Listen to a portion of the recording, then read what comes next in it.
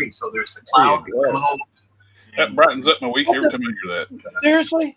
I don't want to tell you everything that happened because it's a damn good story. I highly recommend it. So at the end of it, Lynn's talking shop. But Aww. I want to know what he was recommending.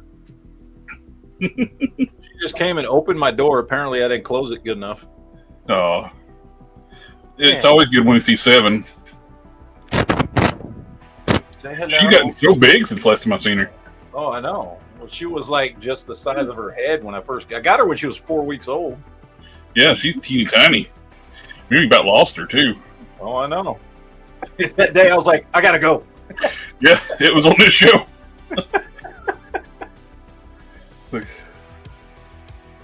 Well, how's everybody doing?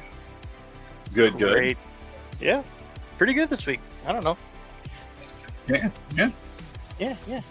Which I forgot to start to do what I said I wanted me to doing. I started up in Firefox, so I'll probably go on 140 pixels here in a minute. I'm going to switch. You look good right now. I got Chrome ready to switch over if I need to. So my week's been light this week. Other than I need to buy a couple things that's on sale on Amazon. Now I did get one new thing. I bought a couple figures for making customs. Oh, that's police brutality, sir. Can't do that. I'm white. And this one, I've wanted for a while. I just didn't want to pay full price for it because I really just want one of the two in the 2-pack.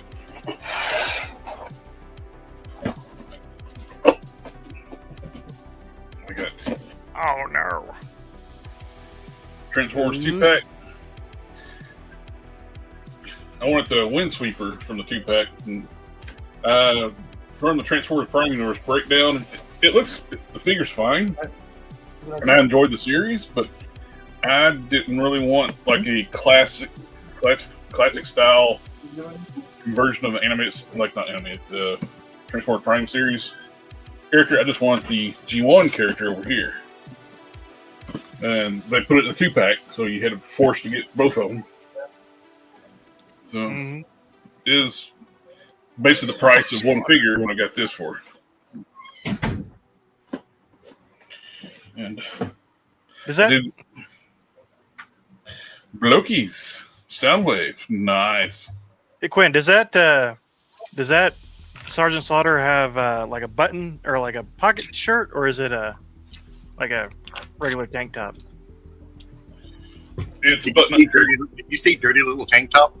Yeah, is it a dirty little tank top? No, It's is it it's a collared button-down shirt with torn sleeves, and he's got pockets, pockets on the thing. So I don't know if you can see it. There you go. Yeah. Oh, that's too many Sergeant Slaughters in one spot. Now I'm all blurry. Blurry. Yep. I'm thinking Sergeant Slaughter is going to be a good choice for Peacemaker. So give me just a second, I'll be right back. The size works well too. But now I'm all blurry. My camera won't refocus. It's like that's how I used to see everything before I got LASIK. I gotta turn on my longitude to get the, and it takes forever to boot up. Oh, it cleared up now. The autofocus actually autofocused. Who'd have thunk it? And on the other thing I got, well, I did get a few other figures for making customs of, whether it was on sale. Yeah. We got Whiplash, that one where I was talking about making Spider Prime. And the boots and gloves are perfect for Spider Prime. And I got 2 Renew Your Vow Spider-Mans. Might use one of those to make it. Got this in my Awe Striker.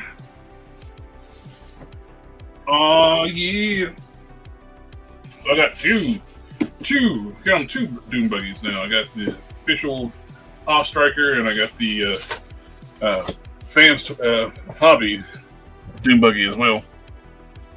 So nice. And I picked up an extra Adam Warlock while he's on sale. That's all I got. I got these awesome Pizza Hut cups too. That's what I'm jealous about. I need some fine china like that. I got cherry lemonade in it right now. All right, well, let me show you what I got. JB's poor eating for the glass. So, Walmart clearance. Okay. Nice. Nice. Hey. Amazon Prime deal, whatever. Magic. $22. I like that magic. Been meaning to pick her up for a while. Also, for $24, Killer Croc. Now, it's the glow in the dark, but I'm going to be painting it anyway. Like, I got it to do a custom. Yeah. So I could. That's a good deal. Those things are like $40. Yeah, Is I that- know. So, Is it the McFarlane? yeah. It's The not so McFarlane. glow in the dark. Yeah, so I don't give a crap about the not glowing in the dark aspect of it because it doesn't Killer glow in Croc. the dark anyway. Killer Croc's not supposed to glow in the dark in the first Yeah, place. no. So that's going to be a custom. So He magic. ate the Walmart shrimp. Yeah. Also got this guy here because he was $24. Nice. I still that was tempting, but I still ended up passing on it. Well, I got him because I'm doing a custom out of him. Ew. Guess what this is going to be? Ironmonger. No. Or- Who's one of my Frank favorite Robot? comic characters? Steel. Motherfucker. War Machine. No! Sure. Punisher armor. Baymax. Baymax. It's gonna be Punisher armor. Anyway, I already dyed him and painted him, and so I'm gonna start doing the details on him. Nice. So anyway, So are you gonna do like a? Are you gonna do like a big skull, or are you gonna do like a little one that fits inside that circle? Nah, I want to do the whole. I want to just. I think I just want to make it look like it was spray painted on, like make it look real sloppy. Okay. So I checked the local Ross here that they got Jack Diddley. Yeah. I also I'm- picked up my very first, and only because it was on sale, and probably my only. They call it a deluxe, but it's legitimately just an Ultimates Super 7. It's literally the same upper body with a different head as their comic version of Conan. Yep. But it's the movie version.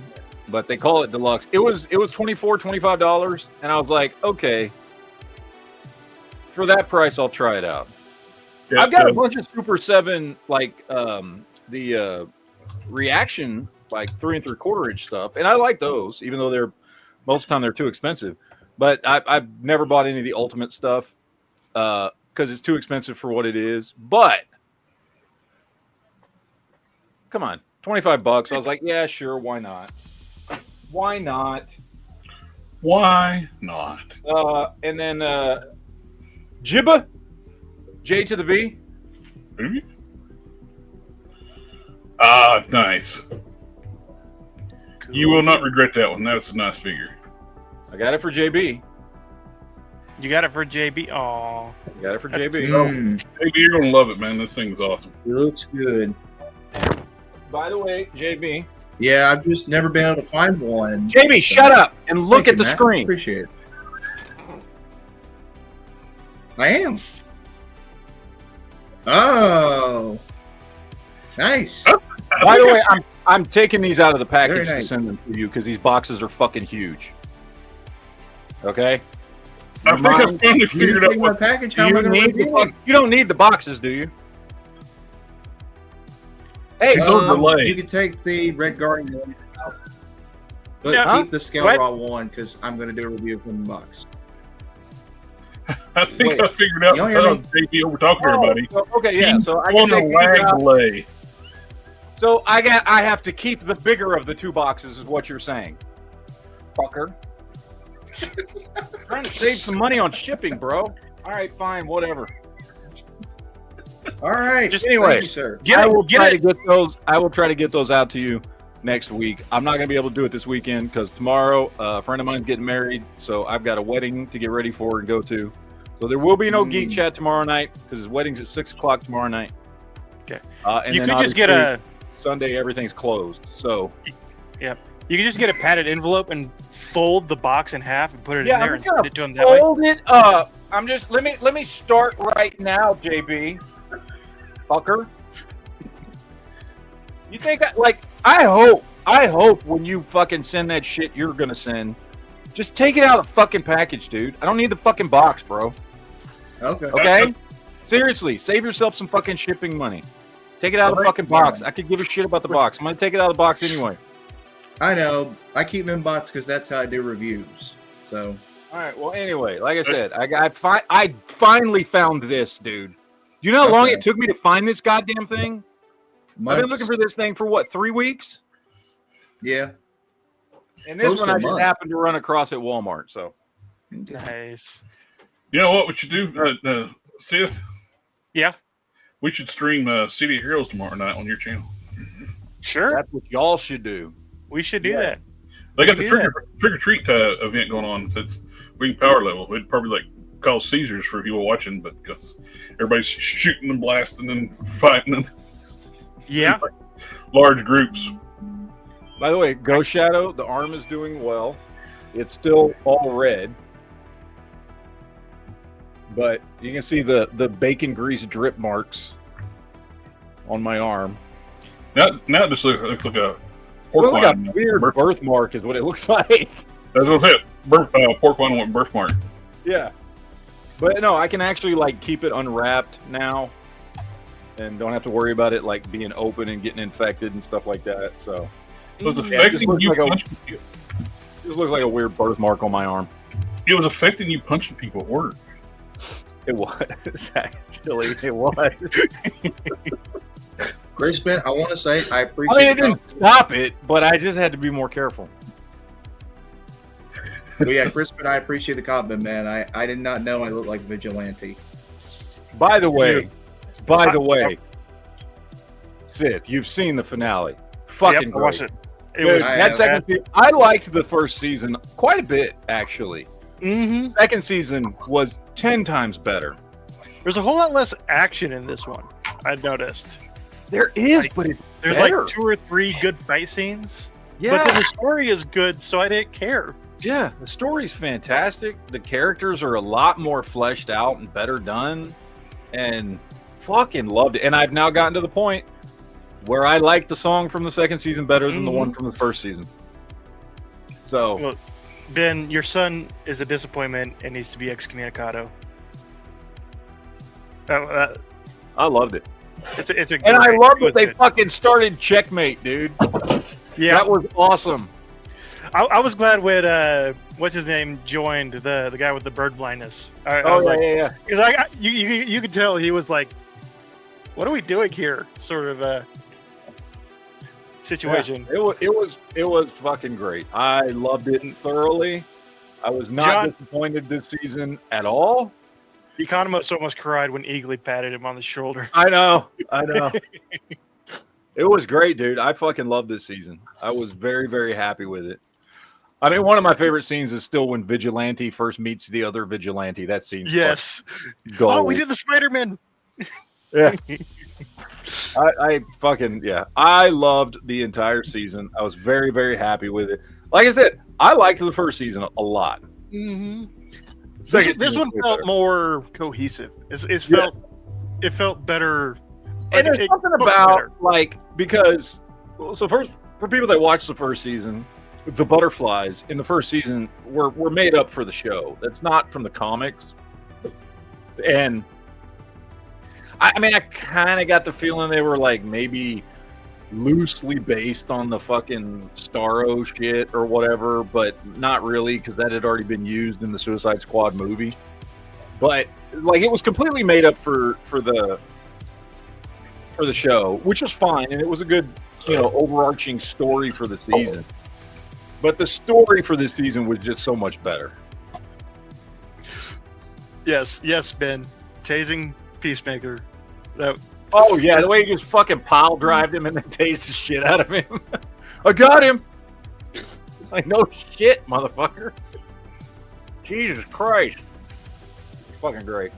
Did you or Jared get the packages I sent out? Because I know Quinn and JB I got theirs.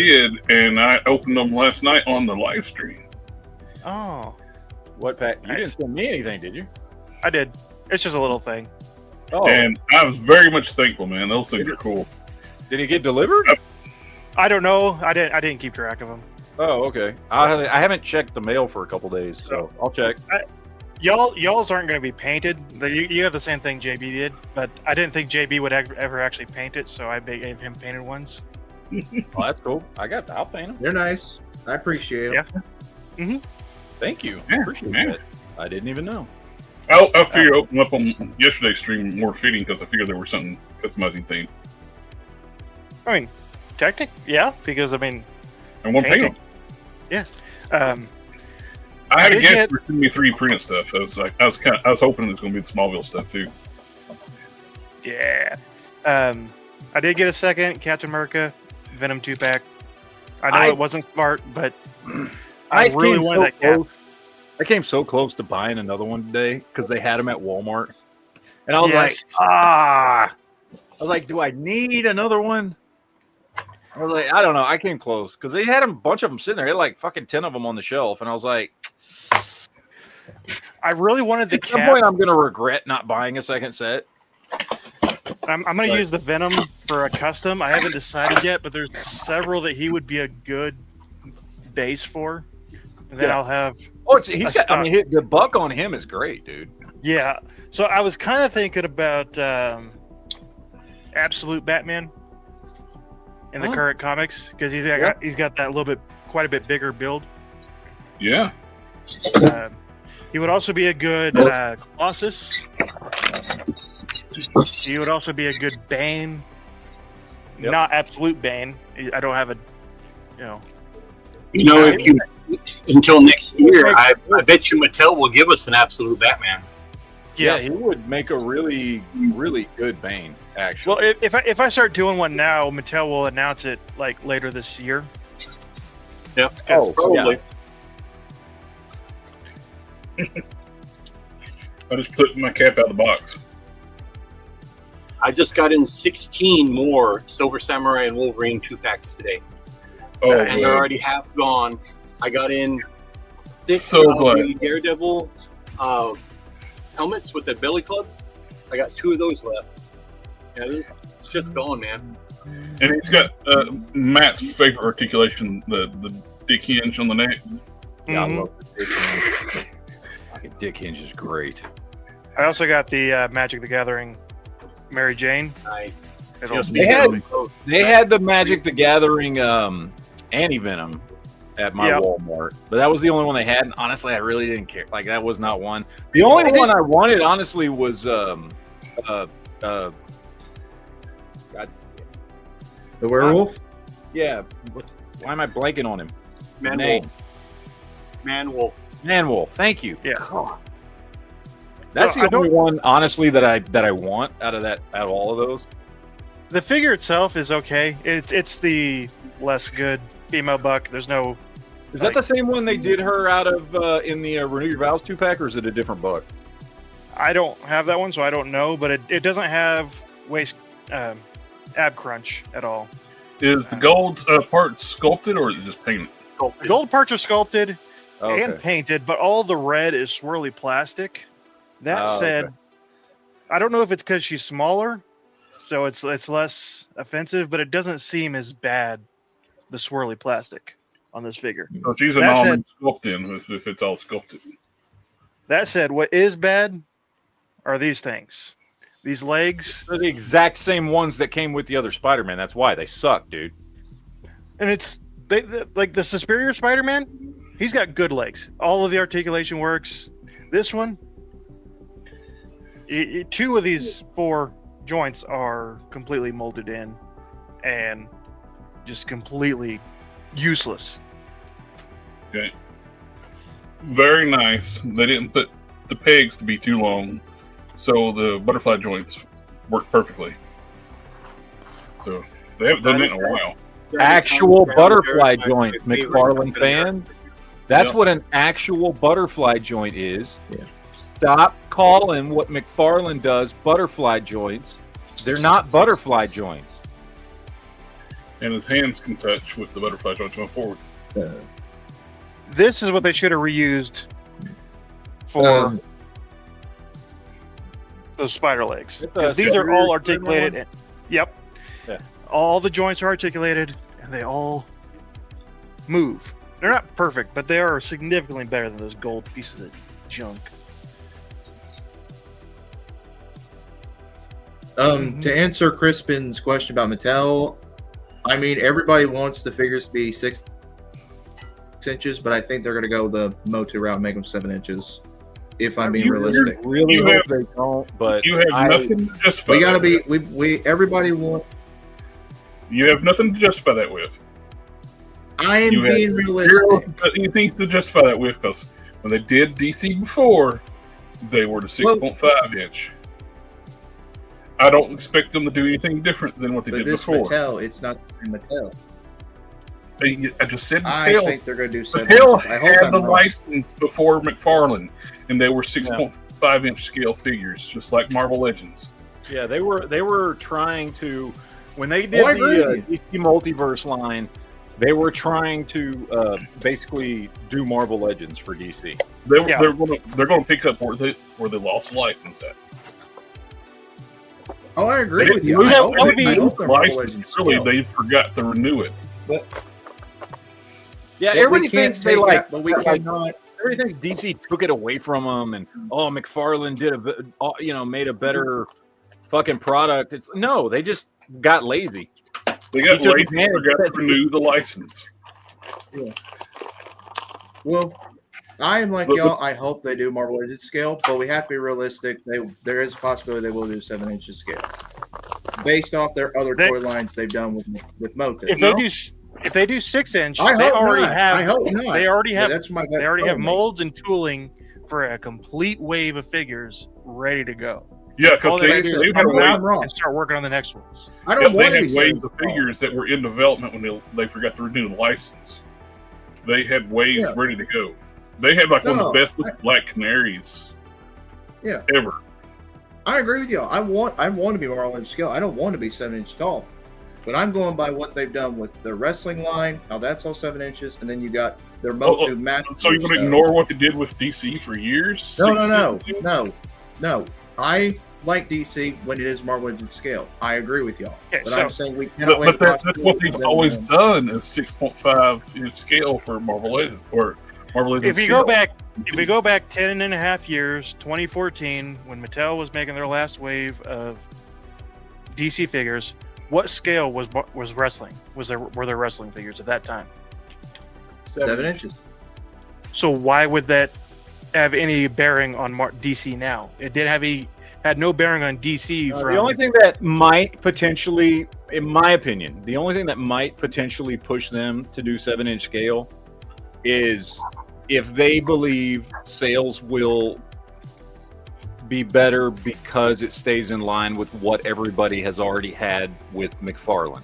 That is the only reason they would do 7 inch scale. Yep. Not because of what Masterverse is, not because of what the wrestling figures are. The only reason that they would even consider it is if marketing douchebags tell them, hey, everybody's been buying for the last 6 years these 7 inch scale figures. We should do 7 inch scale so that we can get those collectors. I think that would be a mistake. Yep. But that would be the only reason that they would be influenced to do that. When they had the DC license before, they were doing Master Universe Classics. What scale are those? 7 inch. Wrestling were 7 inch. They were still doing DC at 6 inch. So, But we still cannot weigh out they might make them 7 inches. It's a small possibility, but you can't weigh it out. if a frog had wings, it wouldn't bump its ass when it hopped. I hope they don't do 7 inch scale. I don't want 7 inch. You know, the general consensus for the toy community over the past almost 6 years, they've been bitching that McFarlane did 7 inch. They always wanted 6 inches. Trust me, Mattel is listening. You know, when I moderated for Mattel on Matty Collector, you know, I got to talk to some of the head moderators on there in private chat. You know, hey, They always listen to a small demographic. They'll listen to them to a certain degree. Trust me, everybody for the past almost 6 years have been bitching they want 6-inch DC figures. Yep. I quit collecting DC for a long time. I cherry picked some McFarlane stuff, but I didn't give a shit about the scale. I personally don't collect that much McFarlane. I think I might have less than 20 figures over his almost 6 years. But I can guarantee you, just the thought of Mattel coming back, I'm going to be buying a hell of a lot of DC stuff from Mattel just for myself. Yeah. So I bought almost all of the DC Universe classics. That's a little over 300 figures. That's at a little over 6 inches tall. Trust me, they're going to get people like me to come back at that 6-inch scale. And I'm sure everybody despite what McFarlane goes out there and says on his fucking socials, he doesn't sell as many figures as other companies do. Like he just doesn't. Pound for pound, like he not as many. G.I. Joe Classifieds and Marvel Legends outsell him by a lot every year. He does not sell in bulk the way they do. Oh, so, guys, you saw the reveals from Marvel Legends, right? The Build-A-Figure wave. You saw the Werewolf by Night. I got an advanced figure of Werewolf by Night that Hasbro sent me. You like that? Nice. It looks phenomenal. Man, dude, Werewolf by Night 2026, that's what I'm baby. Talking about. There you go. That's the Thriller edition, isn't it? Yeah. I agree with King Collector's comment. Red jumpsuit on? Yep. I'm surprised he hasn't made a Michael Jackson figure like that. You know? I agree with King Collector's comment. Mattel should be giving us some information soon on their DC line. They won't give us any. If they were going to do that, they would have already done it this weekend. I'm predicting we'll see it at New York Toy Fair in February. Yep. Now, they're much like McFarlane did around this time when he first got the license. He, out of respect, and he said his words, out of respect for Mattel, I'm not going to show anything until January 1st. And then he was true to his word. He didn't show anything until January 1st. And then a week later, merchandise hit the stores. He was already manufacturing stuff that whole year before. He just couldn't say anything because Mattel still had the license. Vice versa, Mattel's going to get the license, go live in January. So I guarantee you, January 1st, we're going to see some pictures or something, and then they'll show us stuff at Toy Fair. So that's exactly how that's going to go. You know what would be cool? What? If they finally go with like David Vonner's prototypes when he showed them those Batman figures he made. That would be nice. They were very much like Marvel Legends. Oh, I will tell you this. I saw McFarlane's New York Toy Comic-Con review or whatever. JB's going to like this because the Elongated Man's coming, and it's the same pieces that Plastic Man had. It's the same arm loop. The same loop. No, he is not replacing my boy. He's not replacing my boy. You can finally have the superior stretchy superhero. There you go. Plastic Man is the original Elastic Man only. So, you just want a stretchy man in your life. That's all. Matt's got a lot to talk about since he talks about Marvel Legends and McFarlane. Yes. And McFarlane's actually doing something that everybody's been saying he should have done forever. Here's making figures of his own comic book company figures. I saw that too. And he got collabs with the 6 or 7 of the founders. So we're getting Savage Dragon, we're getting Spartan, we're getting Shadowhawk, Witchblade. Who else? We're getting a couple others, but man, the pictures and the renders surprising to see looking really good. Prophet. Oh, Prophet. Yeah. I saw the Here's pictures of Spawn and so we're getting Youngblood figures by 2 different companies now. Yeah. Which I'm going to stick with LooseCollector because they look so much better. Oh, yeah. You're going to get your money. They're more expensive, but they're going to be a lot better. Mm-hmm. Yep.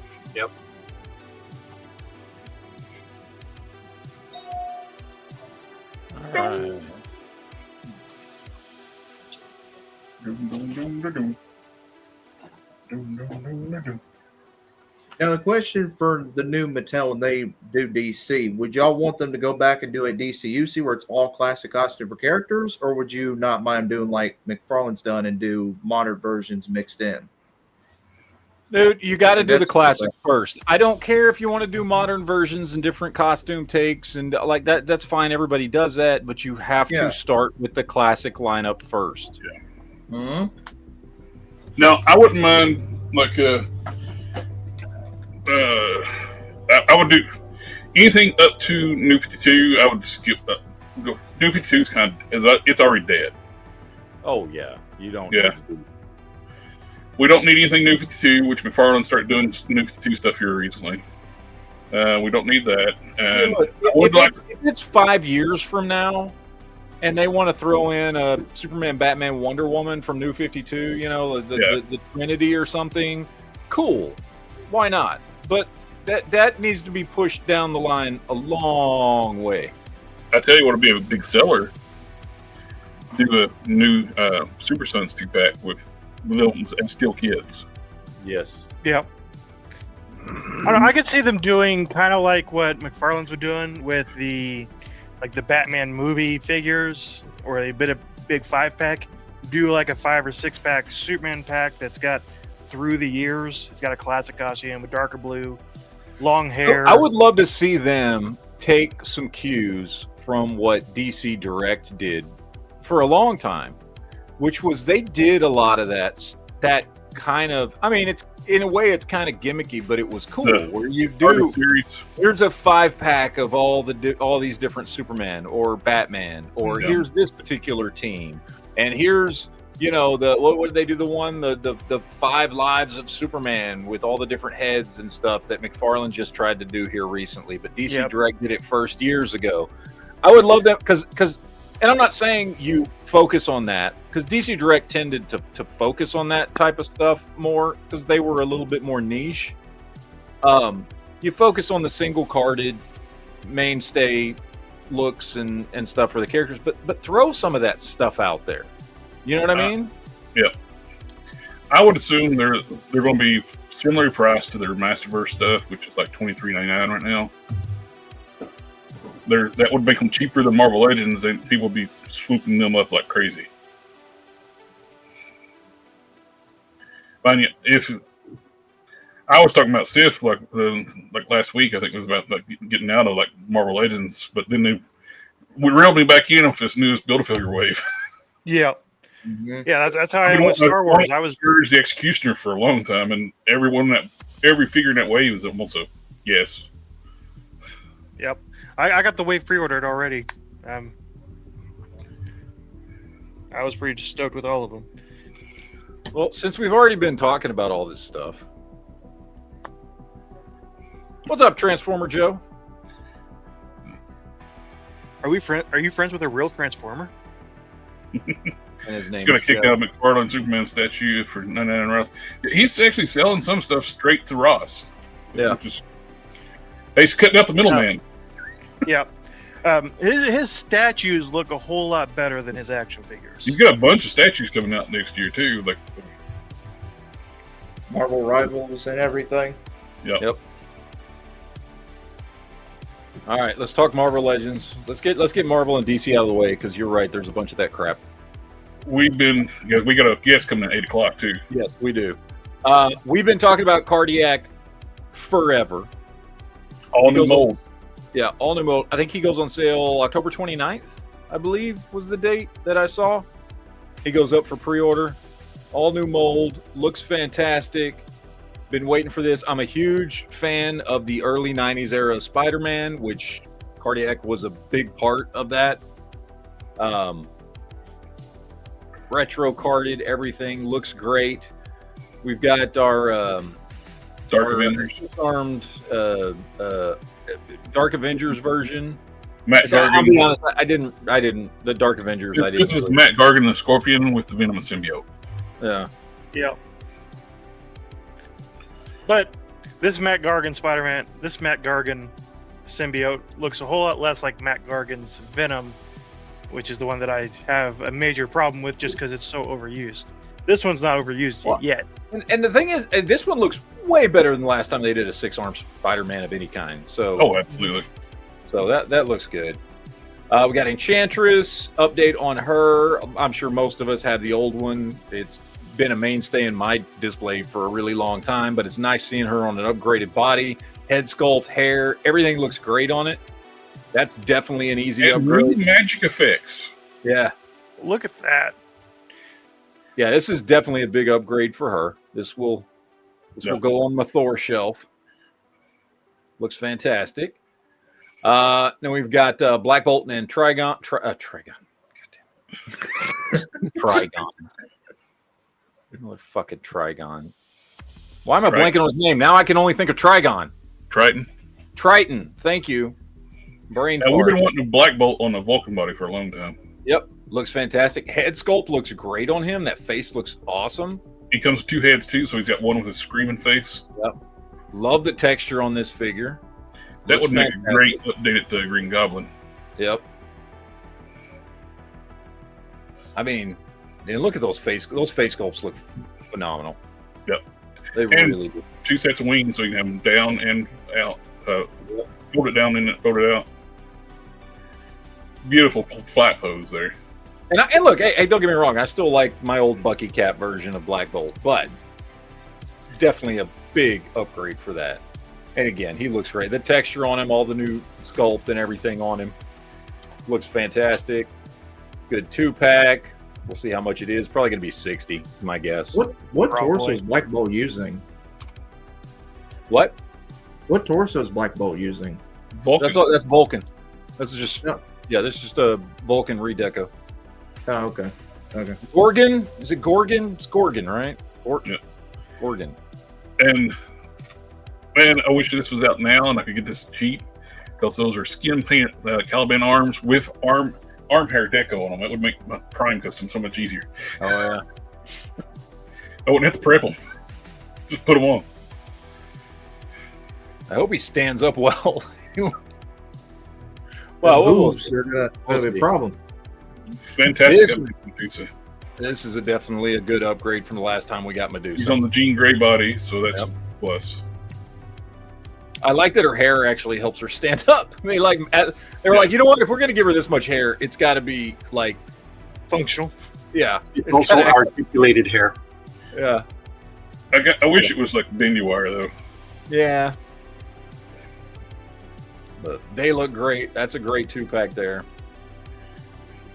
I mean, we're gonna have all. I mean, at this point now, you're gonna be able to put together all the, your Inhumans team. It makes me want to go pick up that Crystal and Lockjaw. Lockjaw 2-pack. New Iron Man Mark something or other. I don't know. I don't know what comic this is from. It's supposed to be one of its most powerful armors. Like it's like made out of like some kind of like super rare indestructible material. He can actually break adamantium with his armor. Okay. Yeah, this is from a storyline I've never read. The armor looks cool, but honestly, when I look at it, especially in this pose right there, I just see Punisher armor with the eyes here. Yeah. Like, that's what I'm looking. That's what I'm seeing when I look at this. I'm like, oh, that'd make a great repaint for a Punisher Iron Man. We should just go on our binge and just see how many figures we can turn into custom. I've noticed Punishers. some of these new molds too don't have any waist articulation. Don't have the ab crunch or the upside down ab crunch do. Yeah. But it looks cool. I'm not big on the Iron Man with all the black on him, honestly. But It's Mark 72. Just 72, there we go. And then, of course, this $120 monster right here that's supposed to be, what, 13 inches tall? 12, 13 inches tall. 12. Something like that. He's a big boy. This is obviously X-Men 97 version of him where he's going to be freaking huge. Great looking figure. I'm not paying $120 for it, though. It's made to order on Hasbro Pulse, and it comes with G.I. Joe accessories too. Yeah. Looks great. I'm not paying $120 for it. Well, I got the retro carded one right back here. Yeah, I've got the retro carded one. I've also got the Marvel Select one, You got which the Build a is Figure one. fantastic. Got the Age Apocalypse. Yeah, I mean, I I had the Toy Biz build a figure. It's the big one. Yeah, it looks great. Do not get me wrong, but I'm not spending $120 on this. King Collector, to answer your question, the 2-packs of the humans will be up on the 21st of October, and they'll be available on Hasbro Pulse and also participating retailers. So Big Bad and everything, Amazon, all that. You know what this figure makes me does though? It makes me excited for season 2 of X-Men '97. It does. Yep. All right, lots of Apocalypse. Okay, so Phantom Stranger. I mean, Phantom Rider. Sorry, Phantom Rider, not Phantom Stranger. Without anything to ride. Yeah. Right. Horse. I just honestly, I just look at this and think that'd be a good custom body for a lot of different stuff because it's just a blank body. Like, I don't care. I'd like about to have this one. We made her Space Ghost. Yeah. I don't. This one I don't really care about, other than if he goes on clearance, and I might pick him up for customs. I wonder if that hat. I'm sure that hat's molded in. Oh yeah, it's glued down. Yeah. So, yeah. New Spider-Man 2099, still not big enough. Been wanting this for long. With toe articulation. He's still not big enough, though. He's better than what we've had before. Well, he is better than what we've had before. Yeah, There's no doubt about well, that. this might be the Renew Your Vows body. And It is. It's big. It is Renew Your Vows. Then he's big. Then Yeah. this is a lot. Just pair this up with your 50th or your Maximum Spider-Man. This is going to tower over Maximum Spider-Man. Then it'll look okay, because if you put him next to Renew Your Vows, he's not going to be big enough. Yeah, but why would you do it with Renew Your Vows when there are better Spider-Man figures? Because my extra Renew Your Vows is going to be a Spider-Prime. Yeah. All right, but anyway, cool. A nice upgrade. Warbow here, of course, from Crystar, the Crystal Meth Warriors, which they announced him a while back. We knew we were getting him. Yep. Looks cool. I love a good translucent figure, even though, honestly, I don't really care about Crystar. But I love a good translucent figure. Crystar. Translucent. That's not translucent. Looks like a Jolly Rancher. Translucent gets a bomb stuck up his ass and blows up. But he liked it. He did. Anyway, got Warbow there. Of course, Werewolf by Night. The knee kills me. That knee is just ridiculous looking. You can see the tears sculpted in the pants legs. That's all supposed to be painted brown around that knee. Yeah. I get what they were going for, but I would have preferred just solid green pants. Yeah. You know? And other than that, it looks good though. I mean, the rest of it looks good. Of course, it is using they just went with older articulation for the buck. But yeah, that's the body of the Jackal that they used for Spider-Man. Yep. Reused body. The problem with the whole thing too, he has no accessories. This is a $28 figure. No alternate head, no non-yelling head, screaming head, whatever. Hands. No hands.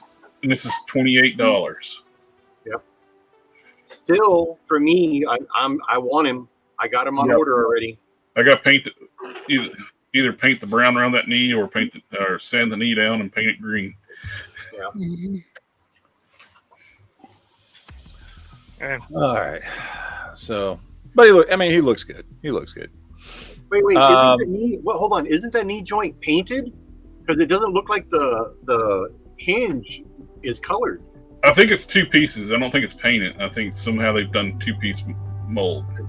The knee joint is a sculpted part. It's a separate piece. All right. World War II Wolverine. I mean, honestly, I look at this and just think of kit bashing ideas more than giving a crap about World War II Wolverine. I passed on this for right now since it don't come with Battlefield piece. I figure he's going to be easy to get because he's going to. You can swap out the head and just army build. You know. Oh yeah. You shouldn't have middle claws if it's World War II. Technically. Well, I think he has hand wraps. They're attached to hand wraps. I don't think they're actually like. They're attached to hand wraps. They explain that. They were given. There were claws that he was supposed. They're supposedly smaller, that so he can climb. Scale a building. I don't know why they made him that damn long. They just should have just given him his bone claws. Yeah, should have, because he had them back then. Yeah. This is the second Wolverine in a row in a Build-A-Figure wave that did not come with a Build-A-Figure piece. They've been doing that lately with Wolverines. They've been not giving the Build-A-Figure piece with him. So. Well, if he did come with a Build-A-Figure piece, he would not come with as much as he does. A bag, a knife, and a gun.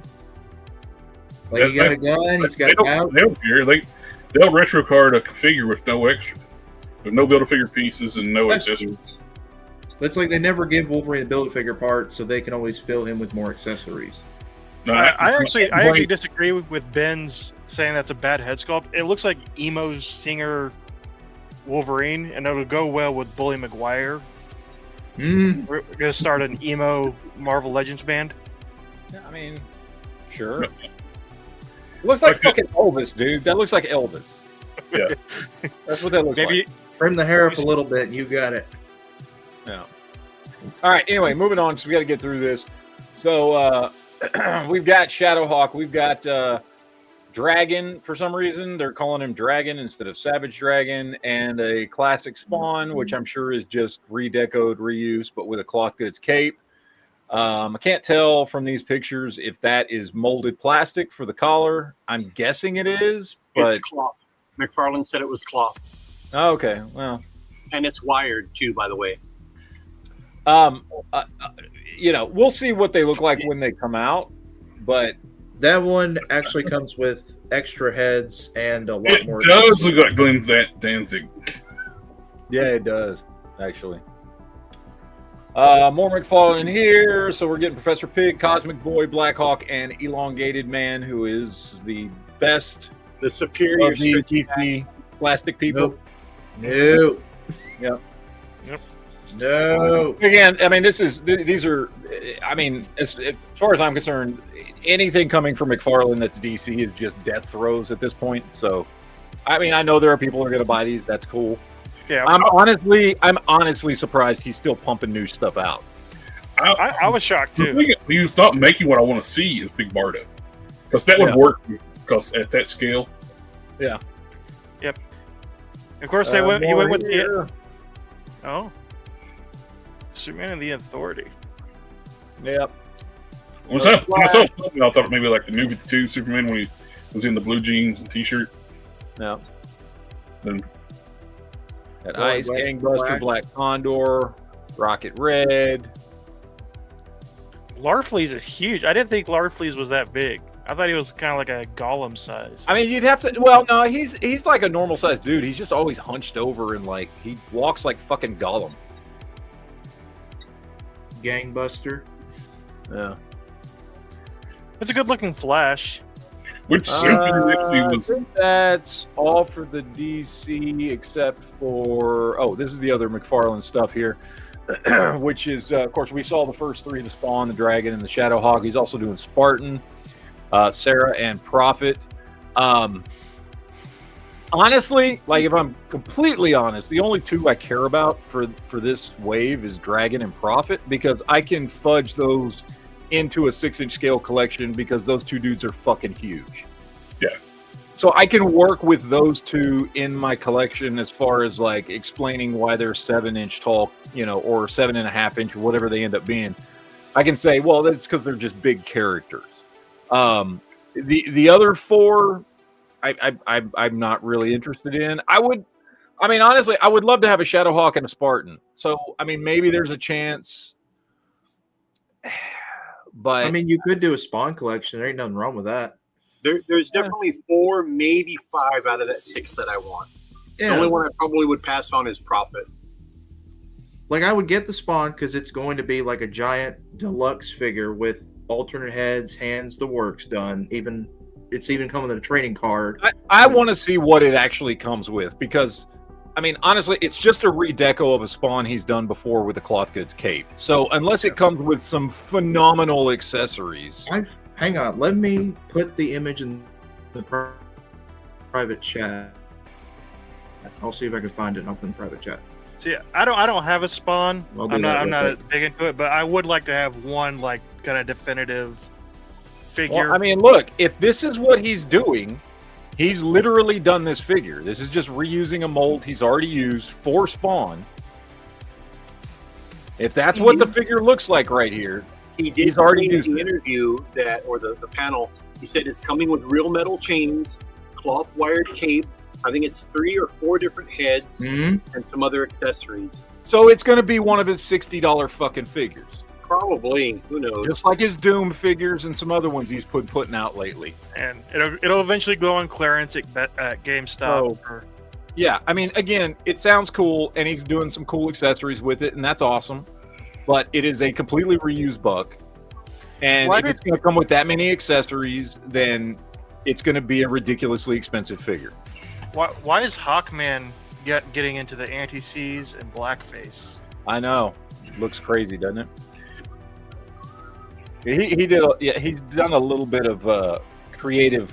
If that's what it looks like, he's done a little bit of creative tweaking to what Shadowhawk is supposed to look like.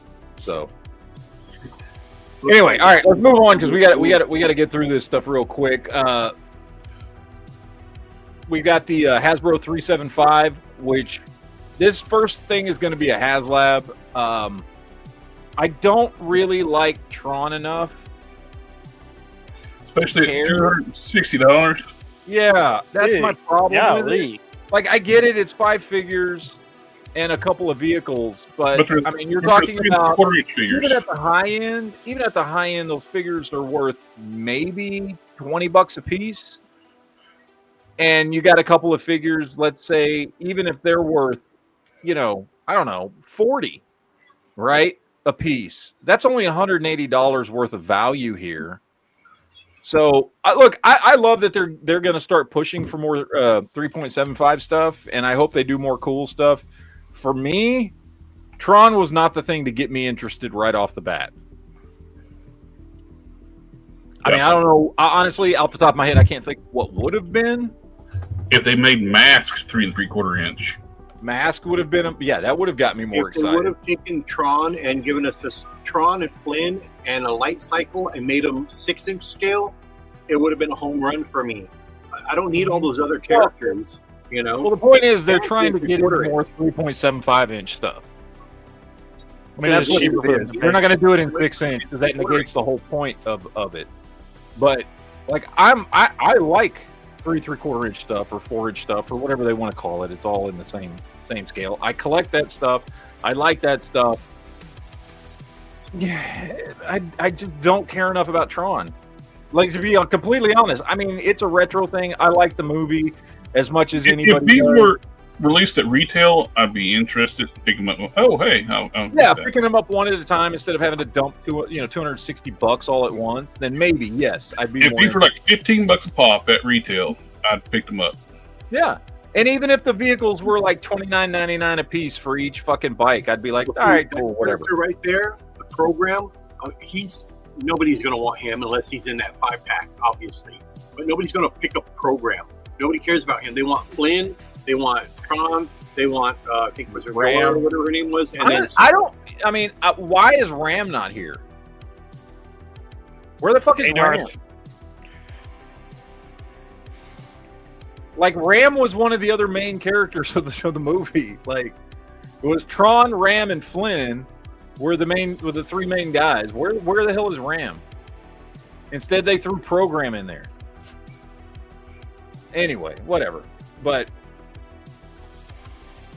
it's cool. I like the idea as a 3 3/4 inch collector. I still like it, but it just not the right IP for me. The front wheel doesn't even spin. It's solid. It's a solid piece. It's probably got a wheel embedded in it that just sticks out the bottom a little bit. They showed it during the live stream. It doesn't. It's a solid piece. The back wheel spins though, which I'm like, well, that doesn't make any sense. They should have at least put a little wheel in there. Yeah, but because of the design, because if you look at the, I'm pointing at the screen, you can't see, but where his hands are, it's on that. That's a solid piece. No, I get that, but usually what they do is they put an internal wheel in here, and there's a little cutout in the bottom Yeah. There's so none of that there's a wheel actually in there, so you can roll it. Because many toy companies have done that with stuff like this. In fact, I think the original. With other toys In fact, I think the original Tron light cycles. That's what they were. That's what they were. It was just two pieces of molded plastic clapped together. There was wheels inside of them that just kind of barely stuck out of the bottom, and they just cut a little hole in the bottom of the solid wheel. It's basically a figure. You put them on there, and you put the shell over it. I'm like, there should be a cockpit of some sort. Yeah, they're just really cheaping out on this HasLab. Well, it's like you do with Transformers all the time. If you got solid tank treads, they put a little tiny wheel on the bottom where it'll roll. Yeah. I don't think it's going to get funded, honestly. And I hate to say it, I like Tron, but I don't think this is going to get funded. Plus, apparently that new movie sucks ass. Really? I've heard both that it sucks and that it's got a good soundtrack. That's what I've heard. The story is weak. The characters are kind of weak. It's got the rest of the movie Leto in it, so what do you expect? Well, it should never come to the real world. Tron should always be fought in the digital world, you know? Yeah. So. And anyway, does Tron even show up in this film? I know Flynn is in the film. Yeah, I have no idea if Tron's in it at all. But yeah, he came back to play Flynn again, so he's in it.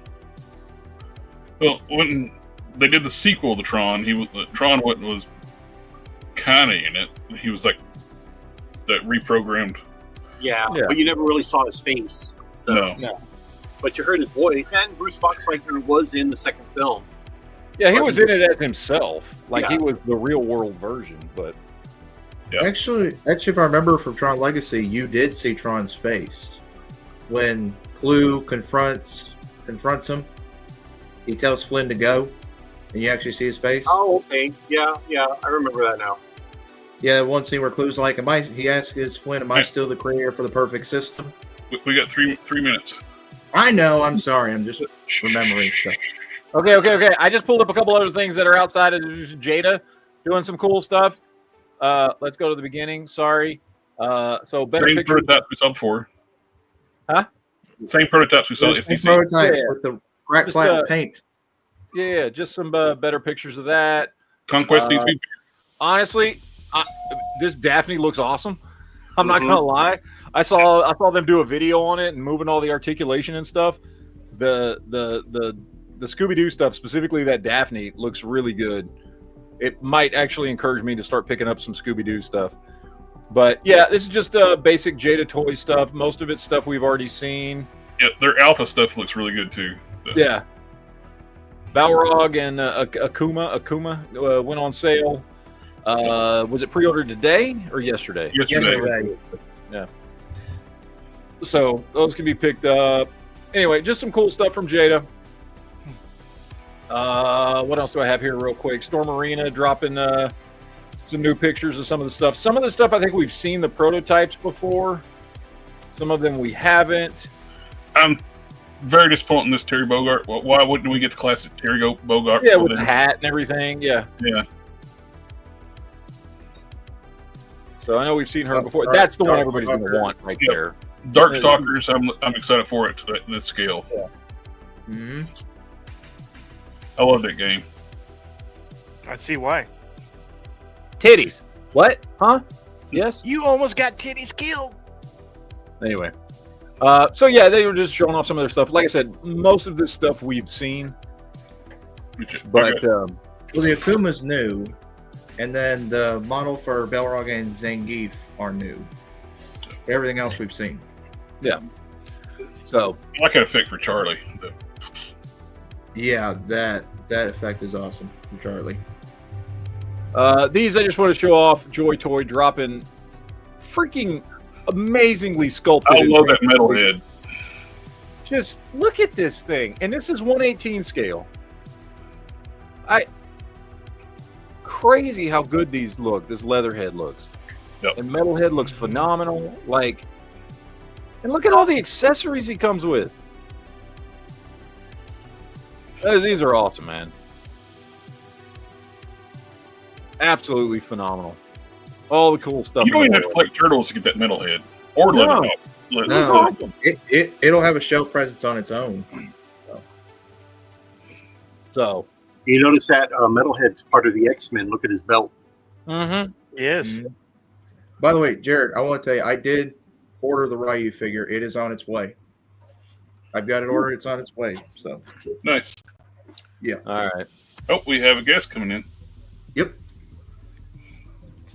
Be our guest. Be our guest. What's up? Hello, hello. Howdy. How's it going? Not too bad. How about yourself? Oh, good. Welcome, welcome. Thank you. Greetings. Wow. Glad you could join us on the short notice. Like when you, I messaged you, it's like you asked when we do it. It's like we'll do it tomorrow. Right? Yeah, no, it's all good. It's all good. This is what I have to do. This is promotion. This is business. Yes, sir. Very excited to talk about. Is this your first figure? With the Yes. So, well, I mean, we did mini statues a long time ago, but that's just, oh wait, no, we didn't. We did mini statues and we did mini figs. nice. So yeah, this is the first action figure. And let me pull up the Kickstarter here. How to do this again? We're not professional here. It's all good. It's all good. Take your time. You got your Kickstarter for the Edge Blain figure, 1/18 scale figure with a one-shot comic. Blain 1/18 scale modern action figure collaboration with LooseCollector Collectibles, which is a great team to be working with. Oh yeah. So I've known those guys for a long time when they used to just do customs. So Oh, yeah. Yeah, they used to do custom figures in the early 2000s. And when they started doing, they did Lady Death first, I think. Yep. And I contacted them and said, hey, I want to do an action figure. And they wanted to do the 1/12 scale, of course, because that's the thing now. And I talked them into the 1/18th, and I'm pretty sure that I'm the only one that want to do 1/18 scale. I don't think they have done any 1/18 scale, have they, on their lines? They got a few Kickstarters for action figures. I think they did like the Zombie Girl Mm-hmm. and a few others for independent comics. And Right. And they did Critter for Tom Hutchinson for Big Dog, yeah. I was wondering with the Critter, as like trying to place her, as like I hadn't seen her, and great looking figure though. Yeah. The comic's pretty good. Like if you like the it's the 90s bad girl type comic. So yeah, so that tells you about the Edge. So the Edge is a drug that gives people special powers. Mm-hmm. Using those powers can either drive them insane or kill them. So is the powers like random for different people, or? Yes, for now. So later on, we kind of change that up a little bit and allow some of them to pick the power that they want. So like specialized, like they've tweaked the formula where you can specialize it and pick what you want. Right. So we actually there's a new team on the block that comes in issue number 12 called Standard Issue. So what they do is they have a data pad that they can pick the power. They get an injection of the drug in their spine, which then gives them that power that they wanted. Is it permanent or is it like a temporary power? It's temporary. But as I say, of course, there's going to be consequences to that also. So it's not going to go smoothly for them either. Very cool. How long does the drug last? The regular strain is permanent. The new strain is temporary. So they get the power for a limited time, and then it flushes out of their system, or it's supposed to flush out of their system. We'll find out. Trigger like a secondary mutation with the drug or something like that. Right. Nice. I'm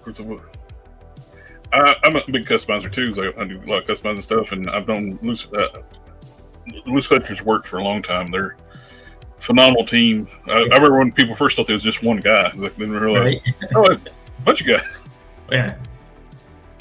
Yeah, I even back when they were just doing custom, everybody thought it was just one person because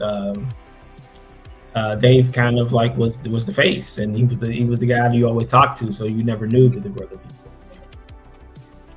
I've been meaning to reach out to Dave, see if you want to come on and talk to Maybe the rest of the team. So this is your character Blain? Yes. So 25 points of articulation. The figure is $40. With that $40, you get the figure. You get the one shot. So we're doing a one shot comic featuring Blain. It's the first time we've done a solo book with one of the characters. So he's headed to Las Vegas to kind of pull some guy out who's kind of talking about the Edge when he's not supposed to. So other people are going to come in to try to get the information that he's trying to get, because he's trying to sell it because he wants to go use money, easy money to gamble. So that's so that's the prototype figure, which I do have here, and he was in an accident and lost his arm. So he's like when I got it in the mail, the leg was off, and I was able to put it back on with super glue. I can't get the arms back on it. It rolled off my desk, and the arms fell off. Resin's very Yes. resin prototypes are very delicate. I saved all the pieces though, so I could maybe one day I can put them back together. It's just a great looking character. Looks really cool. The character designs on the comics look fucking awesome. Oh yeah. So that's the cover to one of the covers to the Blain one shot, High Stakes. Nice. That is another cover with the character Rev, the Revolution. So he's what's called a destabilizer. So he goes into other countries and destabilizes the government. What kind of powers did he get from the drug? He doesn't have any powers. He's just a mercenary type character. Gotcha. It's like a bad guy version of Snake Eyes. One man army. Right. That's the mock-up for the packaging. That is cool. Nice. Once it gets past the Kickstarter stage, is it going to be like on the Big Bad Toy Store as well, or? That's the plan. So I am talking to stores right now. I think, the major retailer online, probably Big Bad, they probably won't touch it until the Kickstarter's funded. Okay. And I don't. Sometimes they'll actually help the Kickstarters and back some and get some of their stock. Yeah, somebody told me they don't do that anymore because they may have got burned on something. So I don't know. I've reached out to them a few times and I haven't heard anything. So I guess it's just a waiting period with them now, I guess. Understandable. It's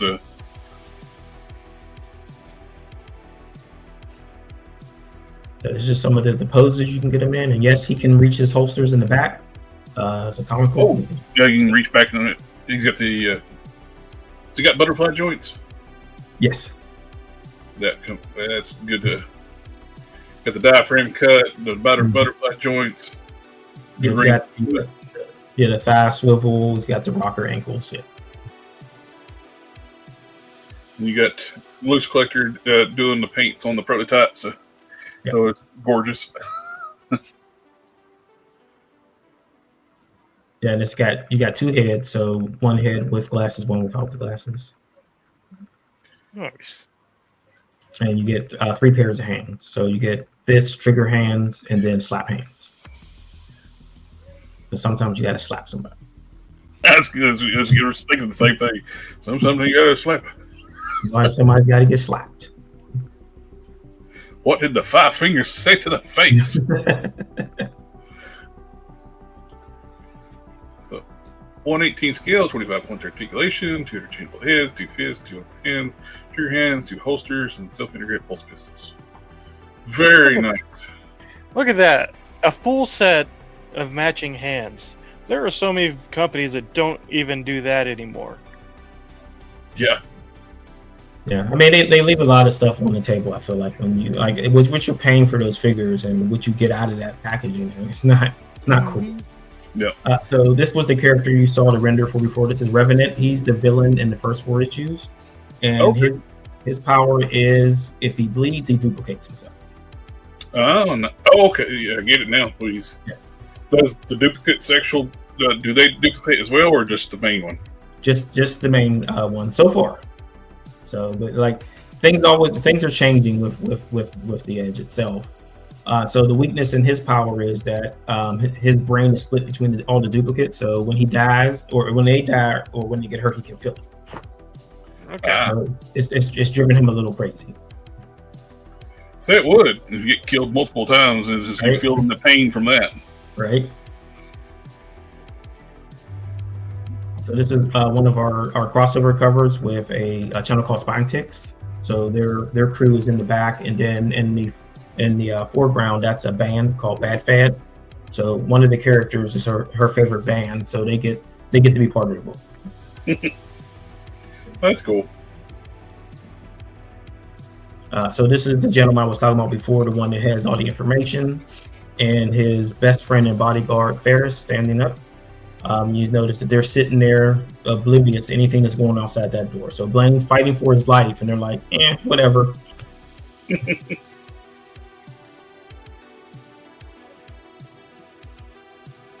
Another potential figure coming up, or? Yeah, so there are 4 characters that are supposed to be part of Series 1. So you get Mystic, Interim, Blain, and then Revenant. Interim has the adjustable bolo, so it snaps apart, and she makes it into other weapons. Very cool. And then Mystic is the swordsman, and he's the team lead. So we kind of like, when I said before that it's a comic book, we don't have to figure out how to get to the guns. So we kind of did it a different way with the swords, because I was always wondering how like a swords person puts a sword in their back. Like when you see like Blade, he swings a sword around and puts it right in there every time. So it's an ejection pod, so it ejects out when he reaches for the sword, and then it's magnetic and pulls it back in when he's putting it back. That's a lot of thought put into like on it. I've seen like like swordsman channels and stuff like that. They made like a sheath where it actually works, where you can sheath it on the back, but you had to make a special one to do that. Right. Standard sheath just won't work. Like I just stabbed myself. I like putting a lot of thought into like the mechanics of how things work. That's really cool. So these are the armor builders. These are the suits. I liken them to kind of like Section 31 from Star Trek: Deep Space Nine. They don't actually exist. They get into. Second. I didn't hear what you said. Oh, sorry. What? Yeah, I didn't hear what you said. Oh, I said, like Section 31, they technically don't exist. Right. They're in the background, but they like to punch people. So yeah, the figure comes with 4 heads, and then we have extra head packs as stretch goals and stuff. That's great. They'll build a lot with that. Yeah. So that's the leader class. So those are the veteran suits. So they actually have names. They're not just random people to get shot at and hide behind stuff. And that's the standard secondary head pack. And that's the male suits. Again, you get 4 heads each one. Very cool.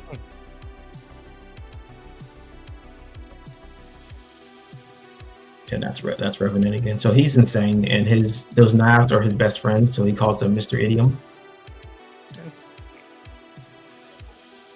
Is he going to have an alternate head sculpts as well, or if you have like more manic head sculpt, like? Yeah, there'll be 1 extra head with him, so that you can like use it as the duplicate. Nice. Mm-hmm. So you can technically troop build him. Yes. Nice. $40 is not a bad price point either. You get the mini comic and brand new figure. Right. I mean, I just want to try to keep it as low as I can, and I took a hit on the shipping, so I like prices as low as I can to make sure that these things are getting out to people. I think that's really cool.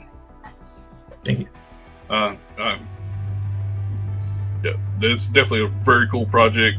Everything, the character designs are phenomenal.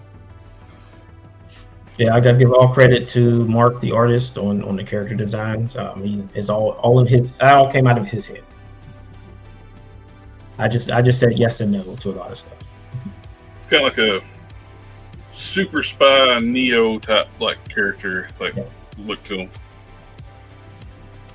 Right, so they like the team. I just call them the strike team, and they kind of squell out any not just power problems, but anything that's going to spill over into the populace, so that like a first strike team. Most excellent. I was in the folder you had something called Fiends. Is it all right with that? So when we were talking about before that everything that has to do with this drug has consequences. So that secondary strain of the formula kind of infected a few people who were test subjects, and they're addicted to it. So the only way they're going to get it is that they have to go out and do actions for another team. So that's your second set of army builders. That will be series 2. Nice. And that's the sculpt. And so because of the different sizes of the weapons, we're doing we want to mold the weapons to the hands, but you'll get extra hands with it too. Lots of different blade weapons. Mm-hmm. Nice. Push dagger.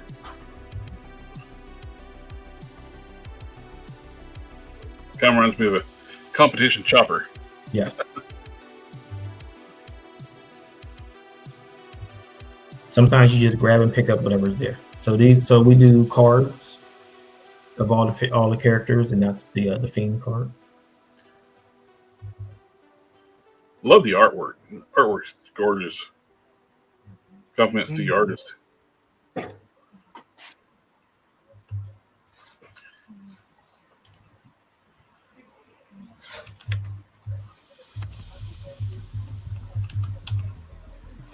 I love the design. Yeah, so I mean, if you're looked at the previews, you see that there's a lot of reference to like G.I. Joe and 90s and early 2000 comics. So what was the one thing you always had in those comics? You had ninjas. You got to have ninjas. Ninjas have to be in the book. These are my versions of ninjas. Very nice. Cool stuff, man. Thank you.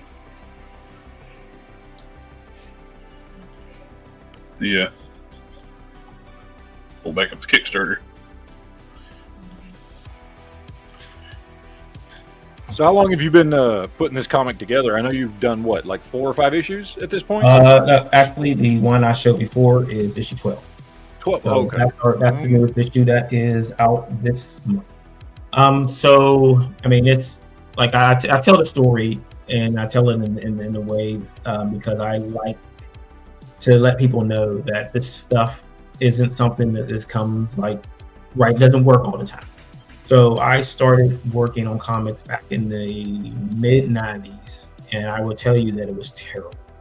Like the first stuff I did was horrid, and I still have the notebooks, and I keep saying that one day I'm going to publish it and let people see like the progress from beginning to end. So I put it away, and I didn't pick it back up until 2007 when I met my artist Mark. So we've been working together since then, and the book was officially first published in 2012, and then we came back in 2020 when informed the publisher Comicsburg to publish the book. Is your stuff like available through like a comic book shop just right now? Yes, we were with Diamond. So I mean, if you know about Diamond. So we are right now. Or Lunar. So that's what we're working with 3 distributors right now to get the books back in the stores. So issue 12, and I think the volume 2 trade, which I have here, will be. I think it's going to be the last things that we put through Diamond for now. I have no idea what's going on with them. I haven't heard anything from my rep. I've heard some bad stuff going on with Diamond. They're like stealing people's like stuff and not giving it to us. Stuff that like the consignment stuff that was sent into the warehouses. So and there's like selling at the discount chains when like instead of sending it to the comic book shops. Yeah, it's messy. It's real messy. So like we're in the midst of right now finding a distributor, but up to issue 12 was available in stores, but I'm pretty sure that it's mostly sold out everywhere. But you can get it from the website, both comicsburg.com and the edgecomic.com. You can get books there. And I think I might have the first issue, the first trade maybe on Amazon. I think it was up there. I don't know if they pulled it down or not yet. But yeah. So yeah, for the website, it's the easiest way to get it for right now. Another friend of mine, we got Quinn Comics. He's got a comic shop in Texas, and I have a friend of mine here local has comic book shop, and he gets his stuff from both Penguin and Lunar Distribution. Yeah, if you want to, like I send out, like, so every month I have like a list of stores that I send promotional stuff to. So if you want to let me know what the store names are, then I'll be happy to send them some promo stuff. Well, cool.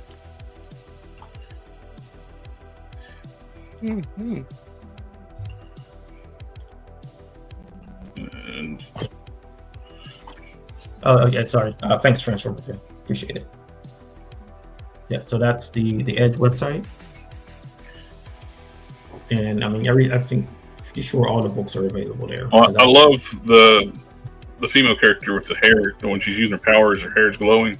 Yeah, I mean, we try to like make it as exciting. Like you remember like books from the '90s and stuff. There was always a lot of energy to everything.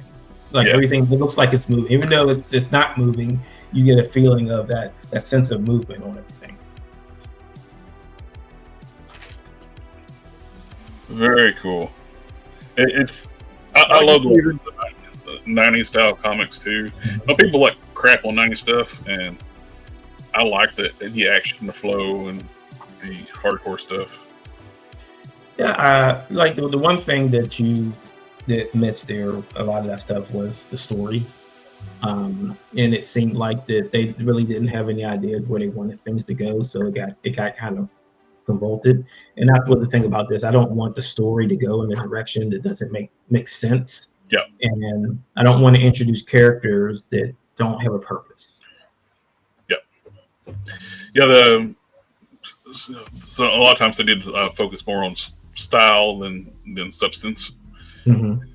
And I like a good balance of both. I like good looking art, and I like good story. You can't really have one without the other. Like this. Sometimes you have enough pouches. Sometimes when you have enough pouches, you can't have story. They don't both fit on the screen. The 90s was all style over substance. Right. Which was fun sometimes, but yeah. I mean, when you decide that you want to do your whole entire book and you want to do it sideways, and most of the art is just pinups, you're not telling a story. So like that's the one thing. Like we want to tell a story, but we don't want things to be static. So we don't want characters sitting around talking. I don't know who you could be talking about. None of that sitting in a diner explaining what you should be showing. Mm-hmm. Yeah. Or have a single page with the same character in like 12 frames, right? Just slightly, and tons of exposition. Yeah. Right. And for some reason, you never show their feet. I don't know why. Yeah. Well, all the characters here have feet. Yeah. Got feet. Got feet and hands and legs and the guns fit in their hands. JB will be happy. He loves feet.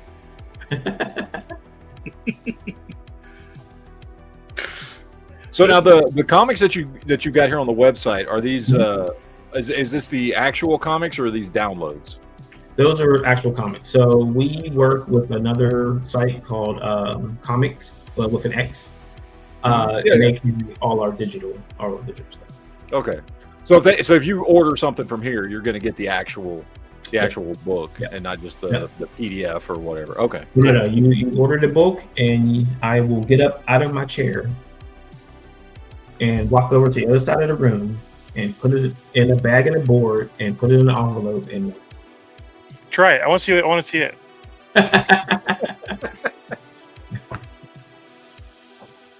I did it 200 times last month. So yeah, because we had that cover for issue 1 was part of local comic shop day.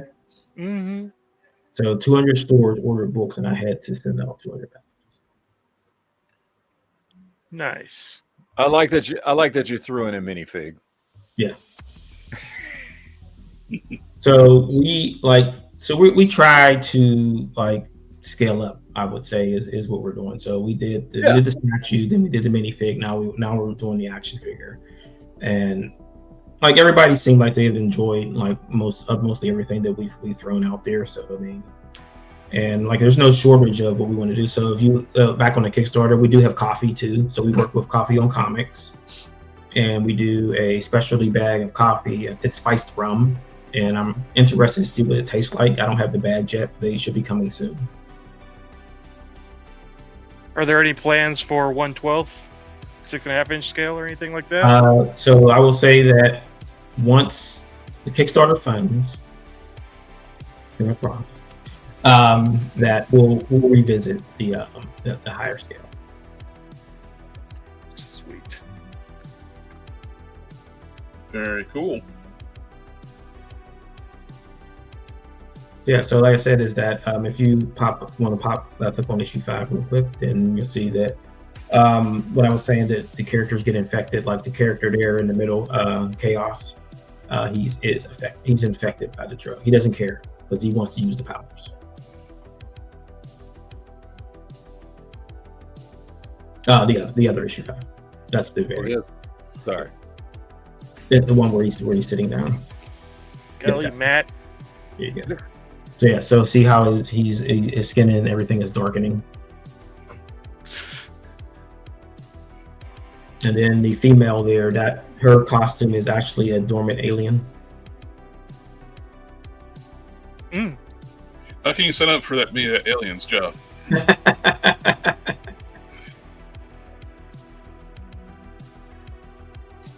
It's not actually dormant. It just doesn't want to overplay its hand. No. It doesn't want to give away its secrets. It's happy where it's at. Right? Right. It's like, you know what? I can do this for a while. Yeah, I'm good. Yeah. Don't move me. I love the character designs, man. They look awesome. Yeah. They're very toyetic designs. Yeah. Well, I mean, and you know, when we were creating them, like I wasn't thinking about toys. We weren't thinking about action figures or anything like that. Yeah. But it just, like you said, everything just fits. Yeah, and then so the team is called The Reign, and then the storyline is called Reign of Chaos, and then all of his kind of minions are named after fallen angels. Oh, nice. And this guy, Azael, so he starts. He's like really tiny, and then when he absorbs energy from other people, then he gets bigger. So all his clothes, none of his clothes fit. So he grows into his clothing. Yeah. Kinetic energy, or is it physical energy? Regular humans, he just takes all of their life force. Okay, like power people, power people, like a vampire almost. Like energy. Power people, he takes their power. Nice. And we actually do take away one of the character's powers in issue 5, and then put him in a position where he tries to get his powers back.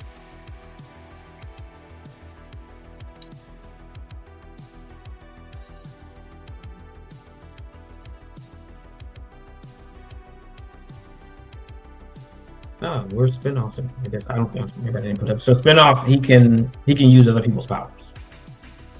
So as long as he's close to them, he can use any of their powers and as many as he wants.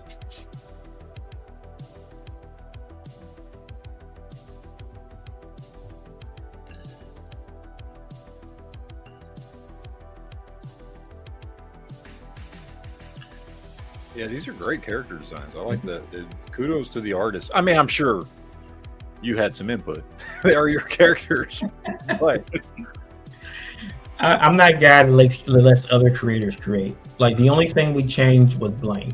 Blain had long hair, and then the issue 1 we kind of put him in a position to burn his hair off, and then it went into that like anime point, and it's just stuff like that. So eventually we have to explain why his hair never moves. Yeah. It's part Saiyan. Yeah. It's actually a helmet. One day he just takes it off and he's bald underneath. Right. So his ability is he has a power like the Invisible Woman. He can create like barriers to protect himself, but the weakness on that is that there's no oxygen inside there, so it's just building up carbon dioxide. So eventually the shield has to come down because he can't breathe. Airtight shield. That's cool at working in that weakness until where you can only use it so long until. Right. Yeah. And I say that it's not a house, so it doesn't have any insulation. So if you're in a room and it's hot, it's going to be hotter inside that bubble.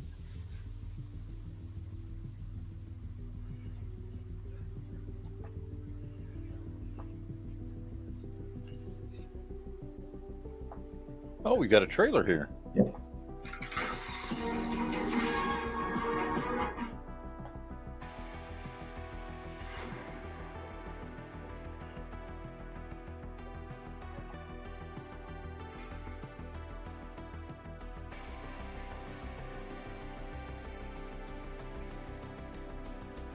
Be honest, how many times have you watched this trailer?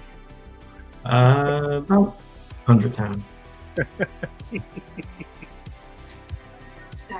the Red Knight's back. I have played the public for too long. Oh, let's turn the volume up. You That will would help. suffer. Then you will die. We have to stop him. Target in range. When I give the order, storm the building. We are in position. Well, well, well. Looks like someone wants to play. No, shut up! Let's play.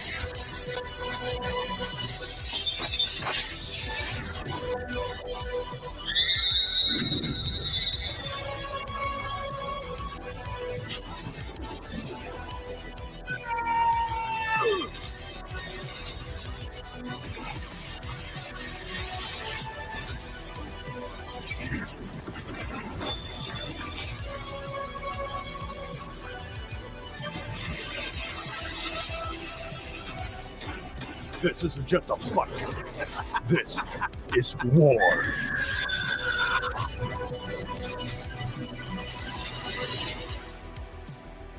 Well, now you need to make an animated movie. All that stuff is always on the list of things to do.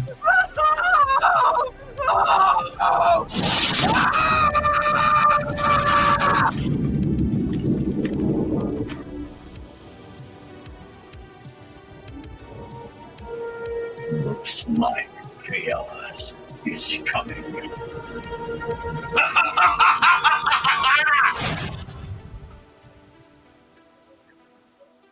That's a good trailer. Thank you. I like that. Yeah, we try to put as much quality into this stuff as we can, because that's what people are looking for. Looking for that quality of product, and keep them coming because we got a lot of stuff. Well, and I think now, I know certainly everybody in here, I think a lot of comic fans are just really kind of burnt out on all the major players. Honestly, too much weird stuff going on, too much stuff that just kind of spits in the face of fans, and just uncharacteristic of characters that have been around for decades and stuff like that. So people are actively looking for things that aren't tied to to the bigger corporations that are making corporate decisions that put whatever the hell it is over just good, simple, effective storytelling, I think. Right. And it's the reboots too. And I was watching some of the stuff from New York Comic Con, and I'm like, how many times do we reboot these X-Men stories? And just keep telling. Oh, dude! I mean, they can't stop with the reboots. They just can't. Like every. I mean, Marvel's done it way too much. DC's just gone off the deep end. Well, they just rebooted Batman again, and the old title is so late. Yeah, the old title is still running with the new rebooted series. Yeah, it's insane, and I don't know. I don't know what a lot of these people are thinking with that, but I think in the last decade or so, I think it's opened the door for way more independent stuff to gain popularity and people to find stuff that's just having fun and telling good stories and not weighed down by whatever BS, Warner Brothers wants to pump into DC or Disney wants to pump into Marvel or whatever it is, because I mean, honestly, outside of just some independent titles and things, I mean, I stopped reading comics. Yeah. I mean, that's like a lot of people, like I've on these streams have been telling, like, I don't even read comics anymore. And I said that, well, I mean, Comic Bird has a lot of good stuff. So we got sci-fi stuff, we got superheroes, we got fantasy books. So there's a lot of brand new stuff to like jump back into and hopefully bring you back into the fold of reading again. It's okay. Because it's just want to have fun. Like I don't want to beat you over the head with anything. I just want to. It's just something fun and exciting. I mean, there's undertones and things like that, but it's not something that's going to like, hey, believe this. Like, no, we're having fun.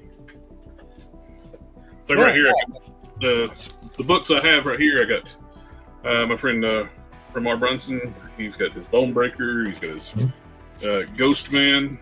His original books, and I got Space Knights, all independent stuff. That's what I read now. Yeah, I mean, if I'm buying anything from Marvel DC, it's because someone I know that works on the book. Yeah. But it's mostly just like, and especially most of the stuff I get now is from Kickstarters. So it's mostly indie stuff anyway. So yeah. Yeah. Mm-hmm. I mean, well, because it used to be, I mean, and I'm sure it is still to an extent, right? But it used to be very, very difficult to find independent stuff. Yeah. Usually, it was very, very regional. Certainly when I was reading comics back in the 80s and 90s religiously, like if you ran across anything truly independent, it was a shot in the dark, man. Like you didn't know what was going on. Back in the day, I used to get the previews catalogs and make my orders out and order my books that way. And I'd pick up independent stuff even back then. It's like be flipping through and see independent sections. Like, oh, that looks cool. I order that, and like a Lynch Mob and other things like that. And yeah. Oh, I remember that book. Yeah.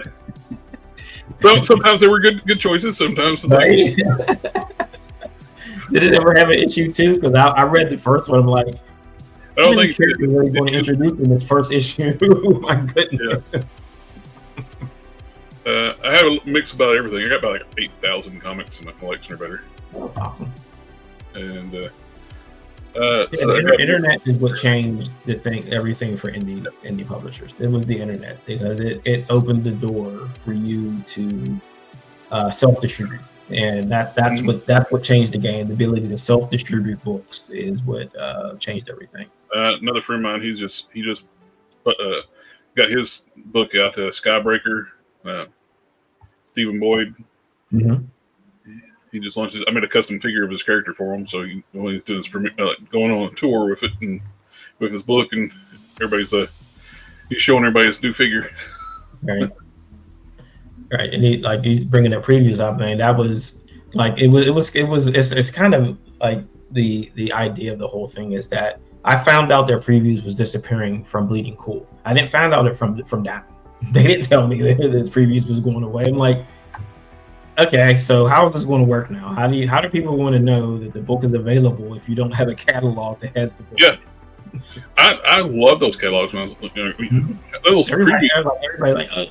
The previous catalog is coming out. Like everybody loves it. It's like a deal and a half when those previous catalogs come out. What were they like $1 or $2 when they first come out, and they were like this thick and flip through that. And it's kind of like the Sears catalog with the comic book, right?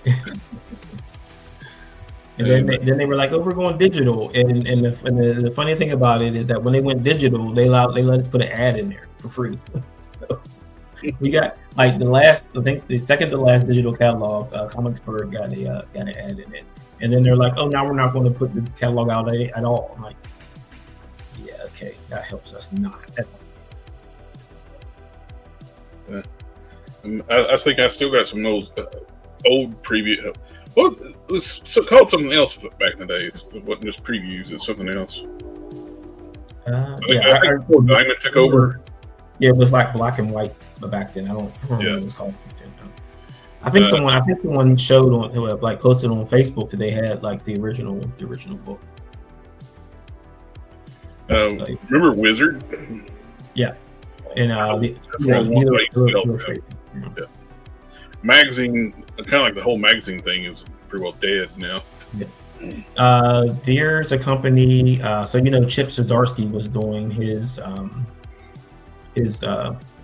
book to stores, like catalog little thing. I think it was. Not catalog, magazine. It was like maybe 12 pages. There's another company that's putting one. Like Chip is not doing his anymore because he's too busy. So another company's putting out a magazine for stores, and Comic Scene is back. That was out a long time ago, but now it's back again too. Oh, nice. So things are the circles. The thing is spinning and spinning back around to like stuff from the 90s and early 2000s. I will say once you get with like one of the independent distributors back to the comic book shops, they package their stuff really well. They'll box it up, bubble wrap that box, and stick it in another box. So that's how the printer I use, Comic Impression, they do it. Because I get the box and I'm like, oh, the box is here and it's heavy. I cut it open. Oh, look, another box. Now I take that box out. Then I open that, but oh, look, what? It's another box. How many boxes are you going to put this thing? That's why you don't get the quarter-dings on your books, right? Like I said, I appreciate it, but like whenever I ship out stuff, I bag and board it, and then I pack all the plastic and stuff in it just to save it. My friend local has got a comic shop. He dropped Diamond as soon as Lunar and Pink and Roundhouse came available. He dropped Diamond on the heartbeat because everything you get from Diamond was damaged. Yeah, I got like a lot of word from a lot of stores were saying that we're not going to order from Diamond anymore because they did this, and I'm like, you guys, man. So they wouldn't double box their stuff. It's just a single box, and they switched to like thinner boxes, so it was easier to get stuff damaged. Right. And half his orders, trying to save themselves money. That's all. Yeah, half his orders were like damaged. They'd have to do damage returns. Then they started charging shipping on damage returns. And it's like making money for themselves. And they would ship them separately, so you'd get hit twice with shipping. And Penguin and Lunar ship for free. Yeah. And that's why they went down. Yep. I mean, it was good that Universal did say free comic book data, because we had no idea what was going to happen with that. So Universal bought it. So it is going to go on as planned next year. Oh, that's cool.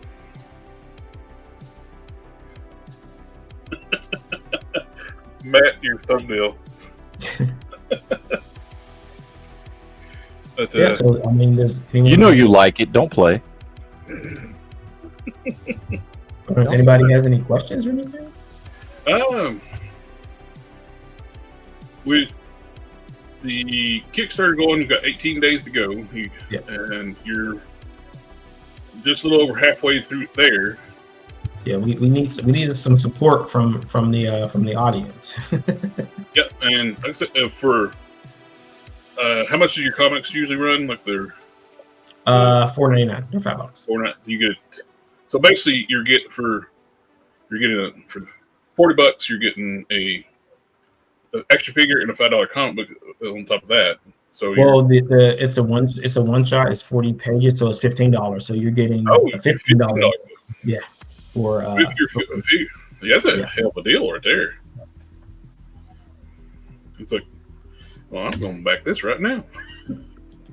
Yeah, like I said, that I mean, my whole entire thing is because when I do these, I want to make sure I'm getting my money's worth, and I want to, because it's something you don't know anything about. It's a brand new thing, so I want to, like, the barrier entry is really low, and there's a lot of story and things in there. So you can get, if you just want the book, you can get that.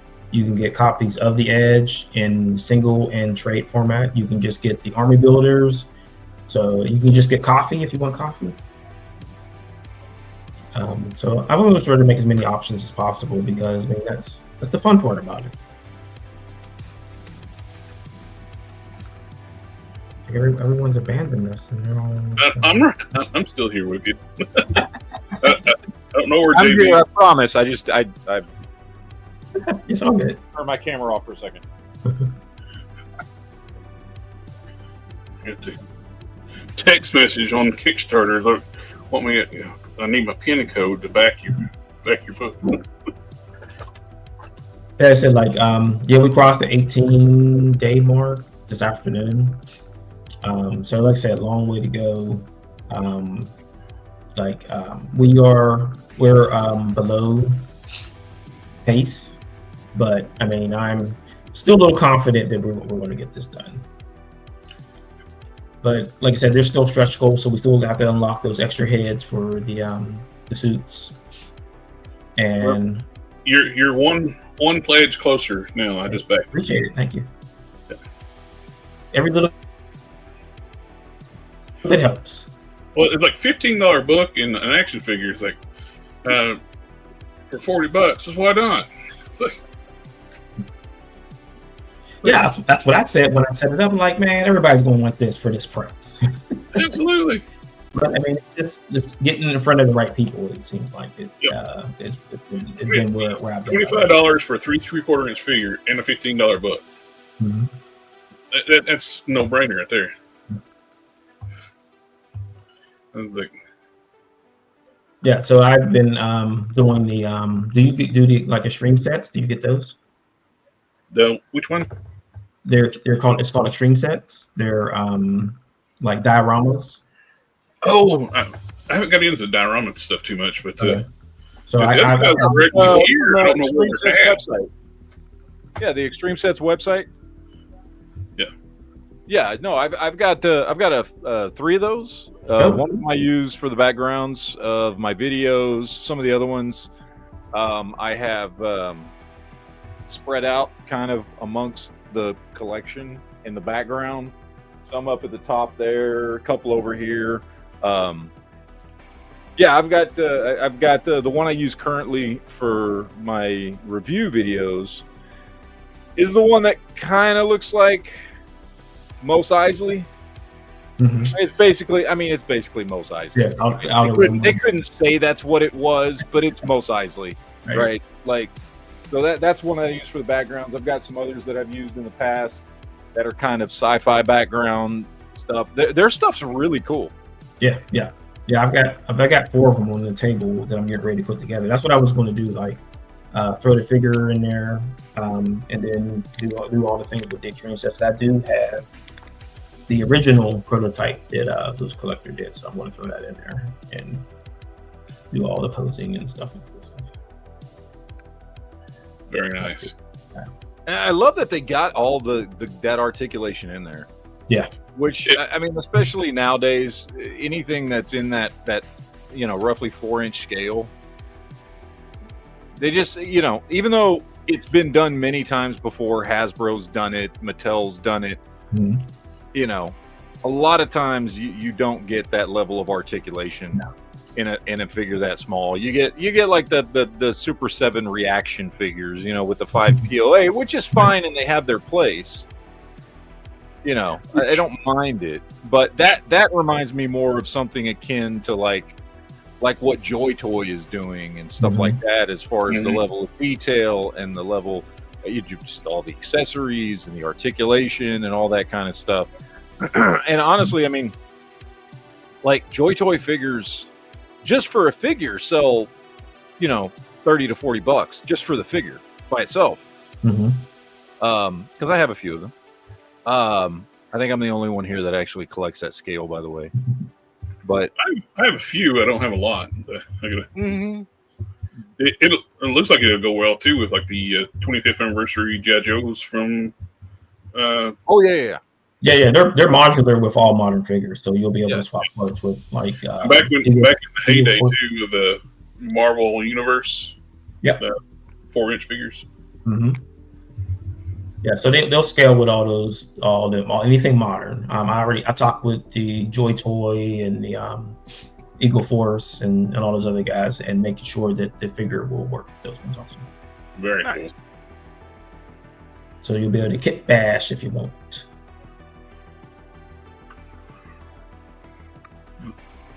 Now the character with the skull mask on, what was his name? Rev the Revolution. Yeah, because I was looking at pictures of him because he's very, very action figure friendly looking. Yeah. I was trying to find him because I was looking on your Instagram page here. Yeah, there he is. Where he just went? This one right here. Oh, were you talking about the Fiends or Rev? They both have skull masks. Well, I guess this one here. This is the one I was looking at. Oh yeah, the Fiends. Yeah. Yeah. I'll be right back. So it was one of the things that we were talking about before, is that we weren't planning for action figures when we first were designing the characters, but I mean, it seems like that they kind of fit. Yeah, they really do. When Mark was doing the figure art that we were using to give to the for the modelers to do their thing, like, oh, so we've already got all these accessories that we've given them in the book, so it just everything just seems to fit. Well, I don't know, man. Even the designs, a lot of because I was into comics for over 2 decades before I kind of folded out of it, and now I just pick up a few things here and there. But I've been into toys of my entire life, and so growing up in the 80s, like Star Wars was awesome, but they weren't exactly the most toy friendly designs, right? No. You know what I mean? You get to like Marvel and DC, and they're a little better. But these just, I don't know, they pop a lot. The colors, the designs, the structure of the characters, it pops really well. I don't know how else to explain it. But it's a good blend. Everything seems like it blends. Yeah. And Alpha Proto bought up a vehicle. So I mean that was like an idea that I wanted to do, like vehicles and stuff like that. And I wasn't going to be able to do vehicles at 1/12 scale.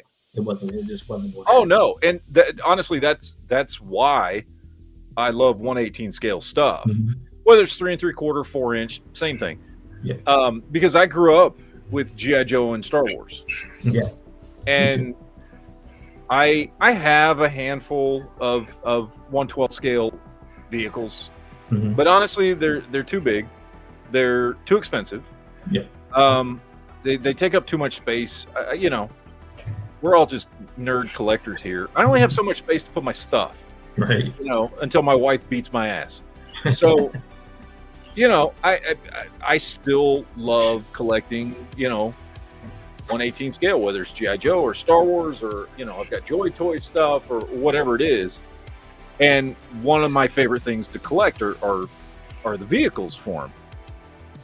So, yeah, I mean, to me, it makes way more sense. I mean, my personal opinion, even though as a collector, like, there just isn't nearly as much 1/18 stuff as there is 1/12 scale stuff, so I just naturally collect more 1/12 scale stuff. I prefer 1/18 scale. Yeah. I think it's a better scale for toys. Right. And you just saw Hasbro's jumping back into the yeah, we were just talking about that earlier with that Tron stuff. I love that they're getting back into it. Not sure that Tron was the thing that was going to get everybody on board. Well, I mean, they did that because of the movie, but I mean, even if it wasn't Tron, the price point is too high. Yeah. Well, I wish they license out masks to loyal subjects, but Hasbro owns the brand. And they're making all new tooling for the mask stuff. It's like, why didn't you just upscale it just a little bit to be 3 3/4 inch? They did do Matt Tracker with G.I. Joe. I've got him from the G.I. Joe line that they did. Yeah. It's been cool though with loyal subjects, since they tooled all new tooling for all these new mass vehicles. They kept them at the 1/24 scale. It's like, if they just went up just a little bit to the 1/18 scale, and they could have like got a whole bunch of people collecting those things. Okay. Hey, Die Hard, how's it going? Yeah, so that's in the middle there. That was the coffee bag. Is this that prototype you were showing us? Oh no, that's the color prototype. Yeah. Okay. That's the break apart figure that they wouldn't send me because he said it was already in pieces. I'm like, I might have to get it up from them anyway. Yeah, it just pops, man. I love the sculpt on it. Articulation looks phenomenal. Black and red is just such a great color scheme too for it. It's not used enough, like on like characters and figures. Yep.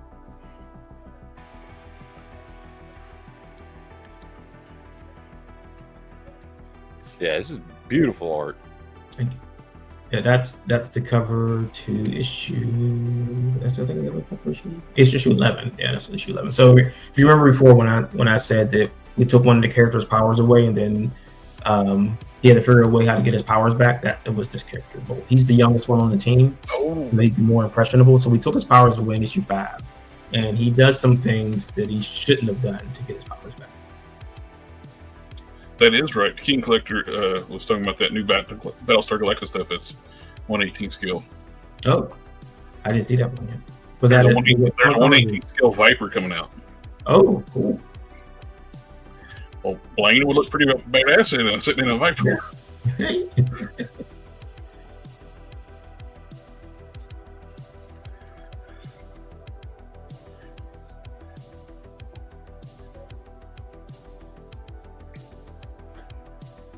Yeah, so we were going to be part of a fighting game. I don't think that's happening anymore.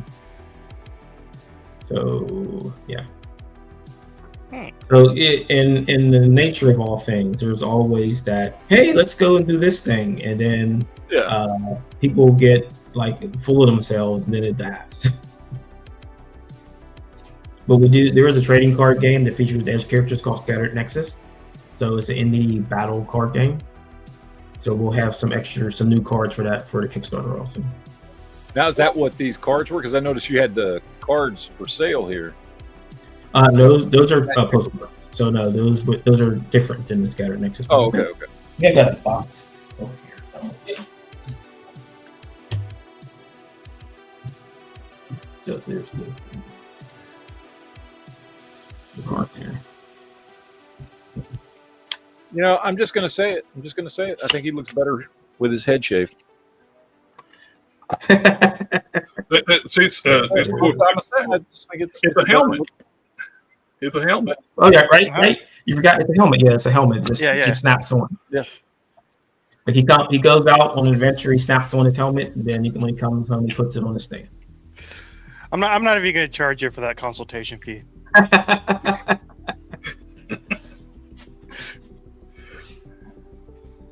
Now, who's the giant panda? So that's Trash Panda, and he's a friend of mine. Does a book called Spider Squirrel. So in front of him there, that's Spider Squirrel. Oh, okay. I love big bulky characters. They make for great action figures. Yeah. Oh, I love the chibi look. Yep. So that's basically what our look we use for stickers. So if you go to the image next to that. This one or this one? Yeah. On the left. Those characters might look familiar that are coming through the glass. If you guys are in the Valaverse. Yeah, the Swarm. Swarm, yep. Yeah. So the Swarm are in the Edge. Oh wow.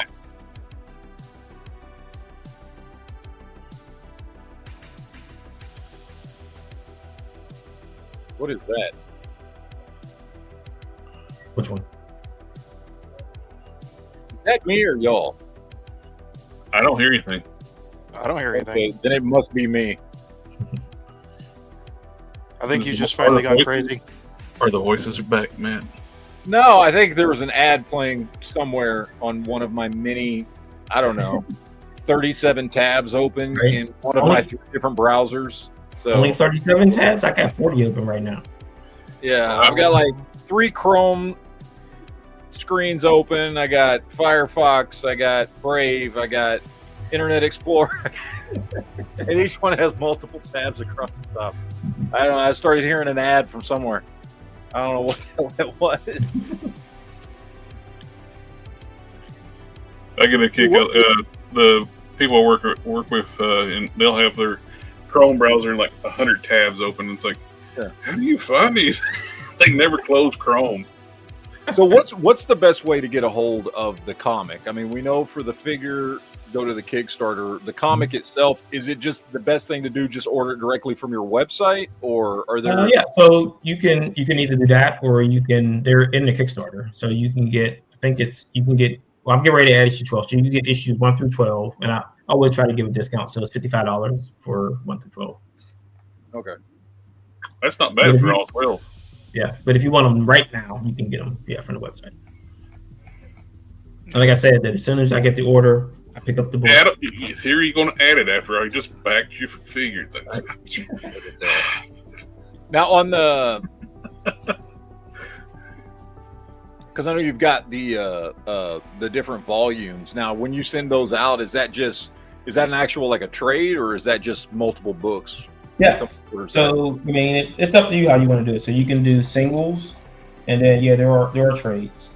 Let me get it here. So that's volume 2 right there. And it's sorry. Oh, nice. Nice. So volume 1 is issues 1 through 4, and volume 2 is issues 5 through 10. And like I said, issue 12 is releasing soon.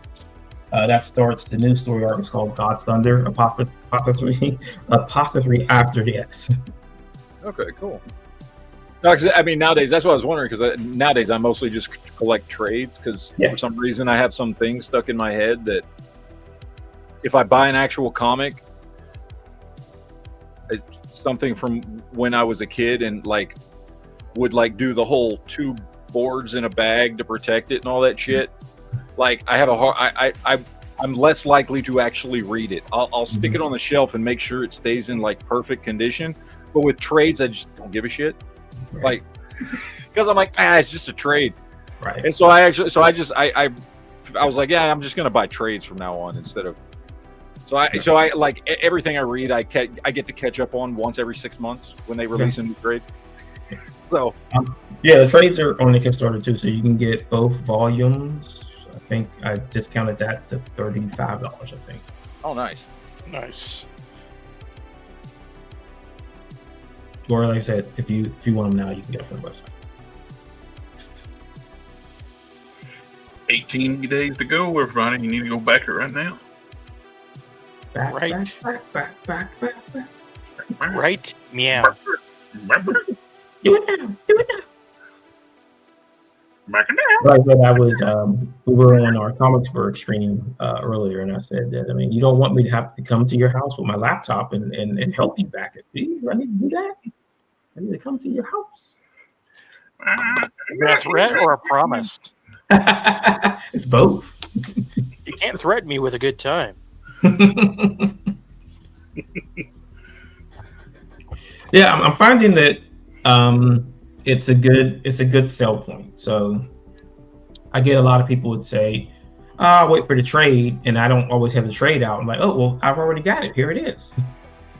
Some people like the singles. Like I've had people buy both, so they get all the singles, and then they said, I'm going to keep these in the bag and board, but I'm going to use this for my reading copy.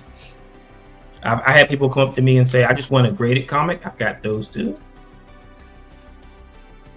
And then I had someone who didn't read comics, but I got him with the copy. So. Good. I'm making a sale no matter what. I'm selling you something. I got stickers, we got pins, we got something for everybody when you come to our table at a convention. The retailer pack still available? It's for 5 figures and 5 copies of the book, and for $125. Yeah, that's a heck of a deal right there. I think that a lot of we've done the Comics Pro retail things, and a lot of the retailers are kind of put off by Kickstarters. And I mean, I understand they probably got burned before. Yeah, and a lot of them don't want to wait. But like I said, that I want to make my price points so it's movable.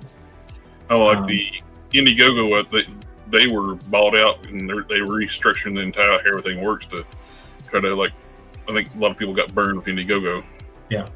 Well, I mean, and with the Indiegogo, you get the money no matter what. Even if you don't fund, you still get the money. And if it's not enough to get you the product done, then it's kind of a waste. Yeah. But like this is my third Kickstarter, and I've fulfilled on all the other two.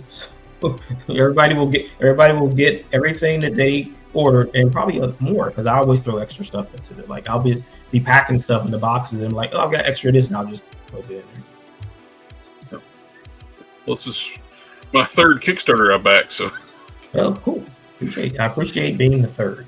The first one was Loose Collector's Monster Hide. Oh, yeah, me too. I got that too. And I got the comic book Neil for before Doomface, and now the Edge Blain figure and awesome. Book. Yeah. Actually, Yeah, so we're like, I've worked all the way up to issue 20 of the book. That'll be the point of where we have to actually start working on stuff again. Actually, just promotional stuff. So we were really far ahead. I'm just now thinking, I think this is actually my fourth one. For some reason, my first one don't show up unless I made another account and I didn't realize it. Right. Mastermind Creations did one, and like I backed one of their figures. That's how I can't log in. I'll just make a new account. I probably used I got like 15 emails. So it's Right.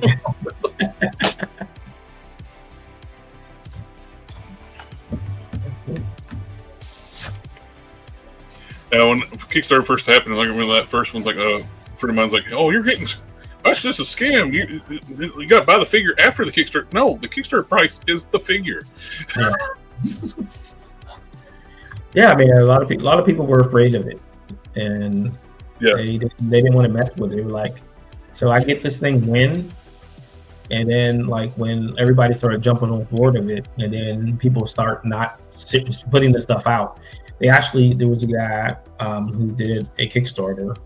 It funded, and like a year later, he finally printed the books, and he was mad because people kept bugging him about it. So he like set the books on fire. Yeah, and he filmed it, and he put it in the Kickstarter. What the? People wouldn't ask for refunds. Yeah, but it's a when you do that checkbox, it says that like it can't guarantee you a refund, so most of it ends up into like a lawsuit.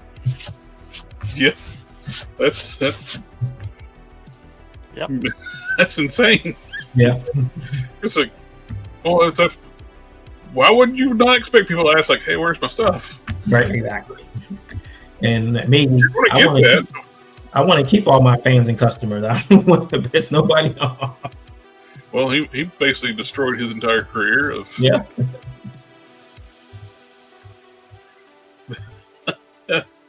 burned everybody's books instead of delivering them. Right. Take it. He don't go to conventions. It'd be one of those things that I better not see you at this convention. Yeah. Because we got words for you, but where's my stuff?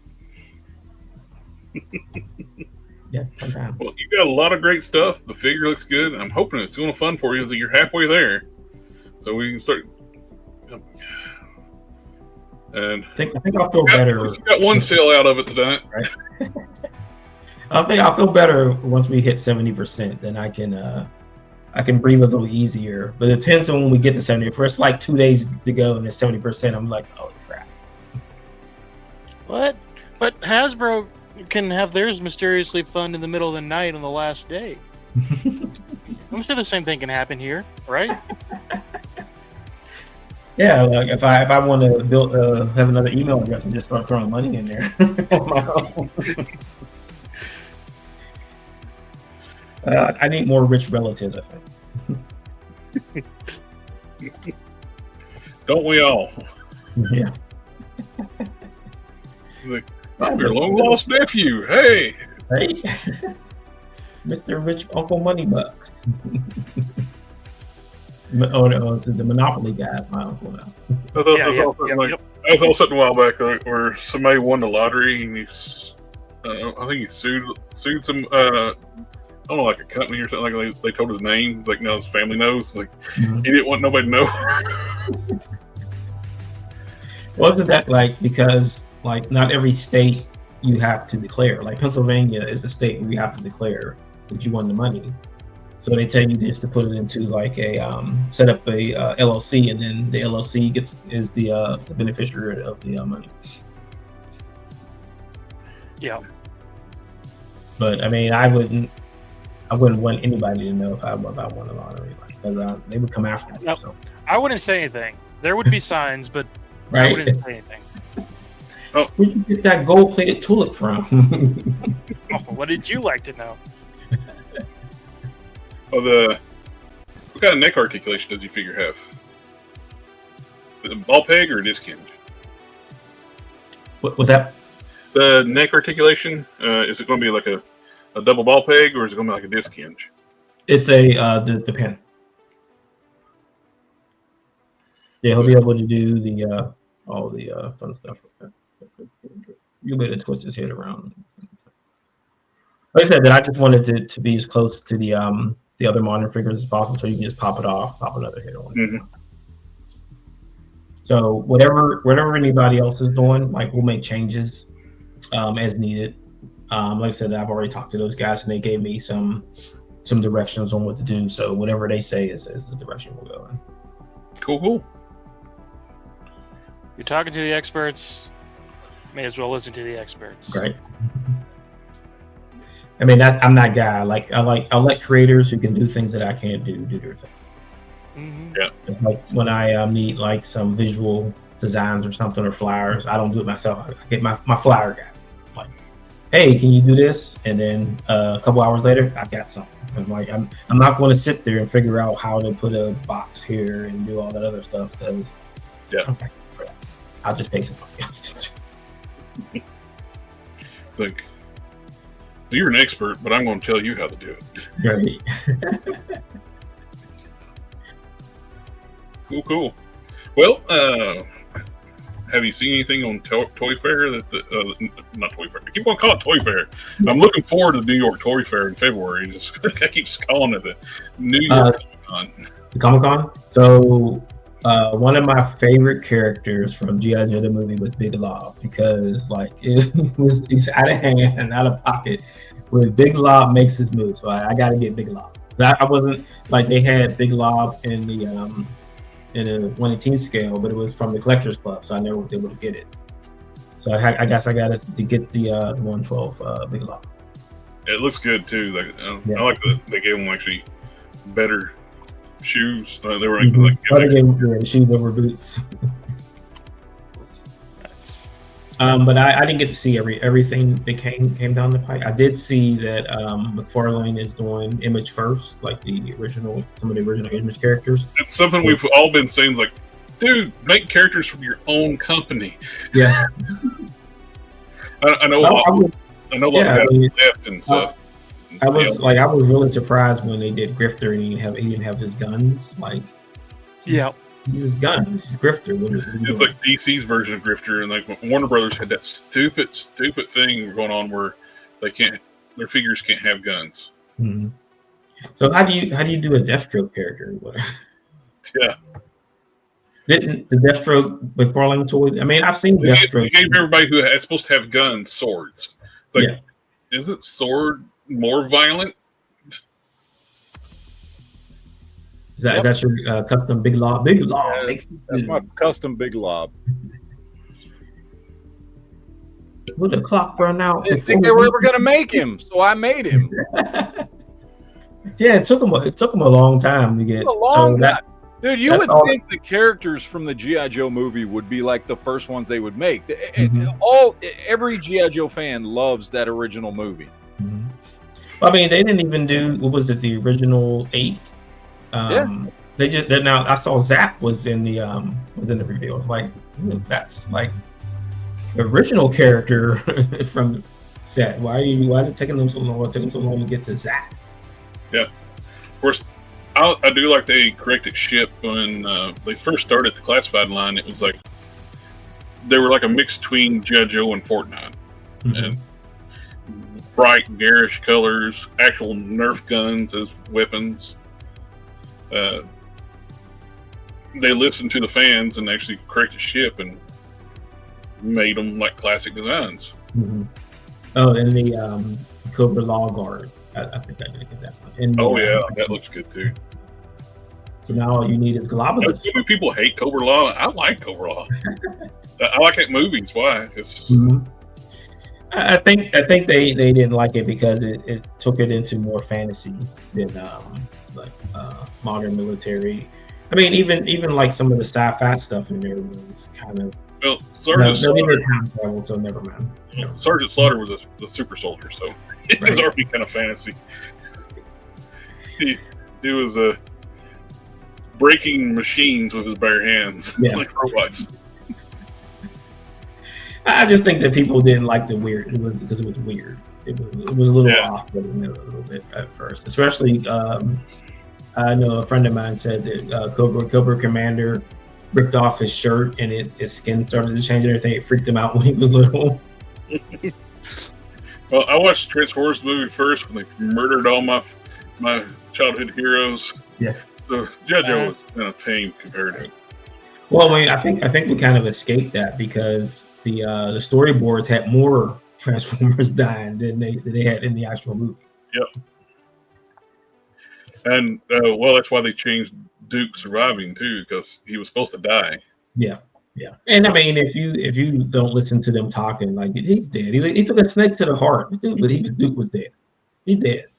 Oh yeah, I mean they basically just made him undead by adding a off-screen line of dialogue of was it Scarlet saying he's fallen into a coma. Like, like no, he was dead, dude. I'm okay. It's like Voltron on the U.S. like dub thing, and when that one member gets killed, and it's like, oh, we sent him off to the hospital planet. He'll be fine. Right. What made it worse is like the show did so well in the U.S. The U.S. company like commissioned the Japanese animation studio to do more shows with the original characters. Like they're like, he died. What are you talking about? Right. And that's why I love Robotech so much. They weren't afraid to kill off characters on that show. Oh, Robotech, one of the greatest shows of all time, hands down. I grew up on Robotech. Like, but it was funny when I watched it and when they did the Robotech Masters, and they were like, this blonde girl, she's Dana Sterling. I'm like, no, she's not. Yeah. Not even close. What are you talking about? There he is. Yeah. Big Law makes his move. And get his. I wonder if that's one of the hands from that NBA it stuff. Absolutely is. I have a whole bunch of those. Dude, they even just reused the jersey that I used because that's what I made this figure out of. Oh no, they didn't. No, No, this is articulated. But yeah, no, that's just one of those basketball hands. I've got a bunch of them. Because all those figures went on clearance at Ollie's for like $8 a piece. And they were what, $50 when they came out? Oh yeah, they were ridiculous. I don't know, and then Ollie's was just stocked with them, so I was like, hey, I could make a big lob out of that. Why not? Oh, like the G.I. Joe Air Force Ones. Yeah. I want those shoes. You know they got to release the shoes. They got to do the shoes. You know, there's a shoe contract coming somewhere. Because they talked about it a lot on the live stream when they were showing this. He looks like kind of like the one lawyer from the original season of Law and Order. Oh, it does. I know who you're talking about. I don't know the actor's name, but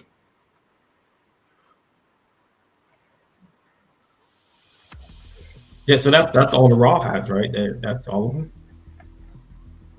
Do you want now?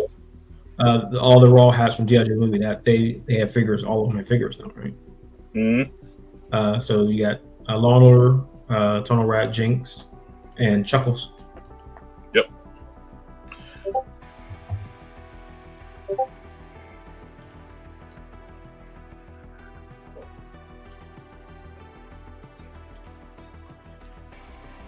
they're doing.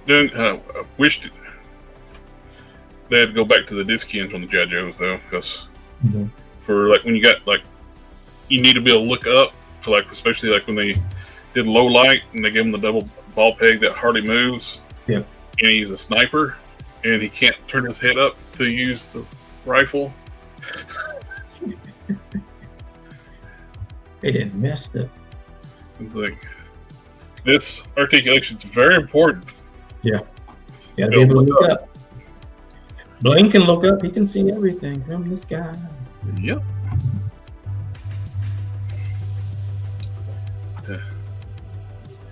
Said I miss Big Lob's afro. And if you ever want to come back on too, like talk about toys or anything, and talk about your comic and Kickstarter, and you're always welcome to hit us up. And appreciate it. And I'm hoping that the backs of the great looking figure, great looking character designs, and I hope many more figures down the line for you.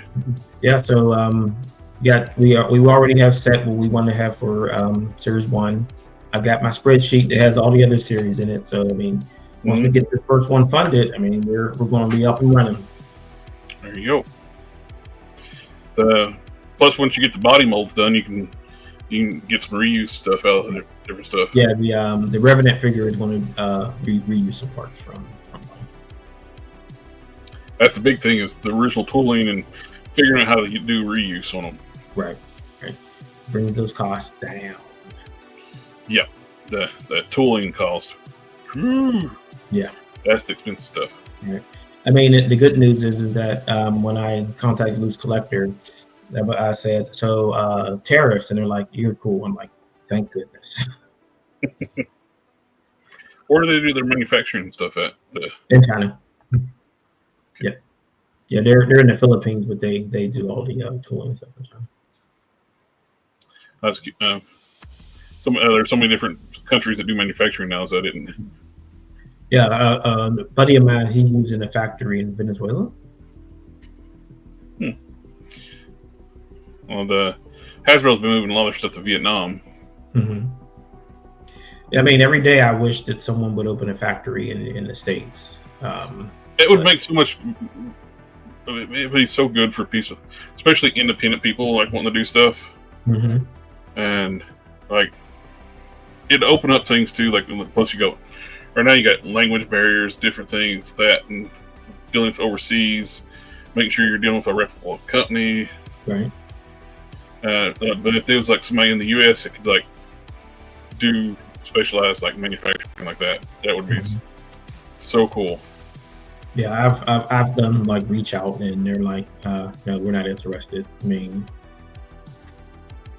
but maybe one day. Yeah. There's a guy called Non-F. He does like kits for Transformers. Mm-hmm. He does his own stuff. He makes his own injection molds and does his own parts. Oh, that's cool. I mean, we need a bunker branding for action figures. That would be awesome. Yeah. This guy here, he does his own tooling and molds and stuff for upgrade kits. They're not 3D printed; they're injection molded.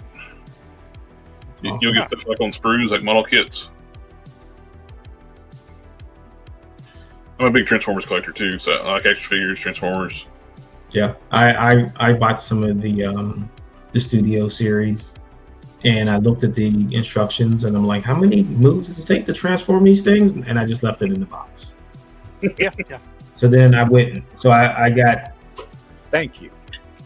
I got these ones, the yellow park ones that don't transform, so I don't have to worry about them. Oh yeah, we got one too. Cool. Yeah, I saw Series 2 is getting ready to come on. It's got my boy Hot Rod, so I got to get that one. Those 5.5 ones are really nice too. I feel what's coming out there. They're just action figures. Mine stays in robot form because it's 3 feet tall. Yeah.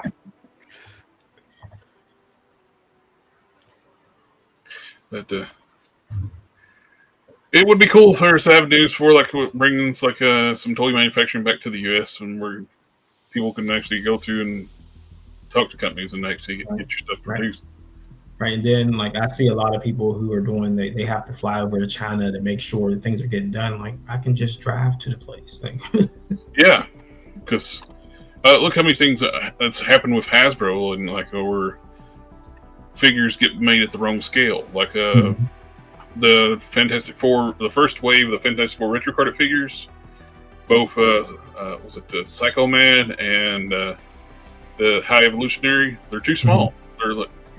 They're tiny compared to the other figures. They should be like a head taller than what they actually are. Yeah. And that's when they started doing, instead of sending the physical copies, like that's when, I think some of the first ones they did like just digital files and sent to them, and didn't send them like prototypes. right. And the digital files weren't scaled properly. Yeah. It happens. Yep. But Loose Collector is doing some impressive stuff. I know they're going to knock this out of the park for you. Yeah. I mean, I'm really excited to have the actual figure in my little rubby hands. Their cryptid stuff, those big, they got stuff from those new ones like the moves and things like that. Yeah, that Bigfoot thing is just crazy cool. They got coming out. They got chupacabras, they got dogmen, and they're doing it right, and I'm really glad to be working with them. The Burning Hammer stuff looks cool, but I hope they don't get in trouble for likeness stuff on that. Right. And I thought that like they went back and did some retooling for those because like a few people made some complaints about the figures. The biggest one that I worry about is like Jackie Chan likeness stuff like that, because he's he's a major celebrity in China, so you can knock off anything else, but you don't want to get sued by Jackie Chan. Yeah, well, but they can shut your factory down if they. Right. Yeah. That happened with I think it's a third-party company, Black Apple or something like that. Weijing. They were doing like knockoff Transformers, which they didn't care about. They did like they did upgrade them. They did like better articulation, upscale elements, different things. But then they did the Iron Man, and that's when Disney and China was in a better relationship. And so they shut down that factory and arrested people. Wow. Because they did Iron Man. Don't mess with the mouse, man. Don't mess with the mouse. But now, I don't think they have such a good relationship now. So now you can mess with the mouse all day long. They hate the mouse now. Screw them. But yeah, so that's why I was worried about like getting the likeness rights, stuff like that. It's like I love their stuff. It's just was worried about that kind of stuff. I know it's their independent line. Yeah, they got to be careful because the lawyers are ferocious. But it's the certain things like nobody cares, but if you get the wrong thing, it's like, oh, we got to shut you down. Just don't mess with the mouse at all, or Warner, I guess. Just leave them alone. Leave them alone. It's not worth it. But it's like third-party companies make Transformers all the time. Like, as long as they don't call them Optimus Prime, it's fine. Yeah. Even like big third-party companies like Loose Collector, Loose Collector, Fans Toys. They make sub-brands when they're making something that's in the gray area. So, this is not Ironhide. This is not our Fans Toys figure. This is Perfect Fusion. Right. Doing it, but they want it Perfect Fusion. Right. Hot Rod was I think Hoodlum. Hoodlum was his name. Dick Nunn did a great like Rodimus Prime with the actually full perfect transformation. It did like more like a Studio Lock style robot. and transforming the Winnebago thing perfectly, like, and has big wings on the back. On it's a beautiful figure. I got one. But yeah, it's certain things they don't care about. It's like it's the original thing. If they're straight up knockoffs, that's what the biggest thing that's more frowned upon. But if they're doing their own thing, unique molds and stuff, normally they don't get bothered. Right. And as long as they don't put those symbols on them, they're okay for the most part. They can't do the trademark symbol, but you can have the face that looks exactly like the character. Right. When third party first started, they even didn't do that. They kind of like stylized things. Then it got to more and more like, hey, let's get closer and closer to what it's supposed to look like. And now it's dead on. I mean, yeah, it's one of those things like do it until they say something, right? Yep. Well, it's like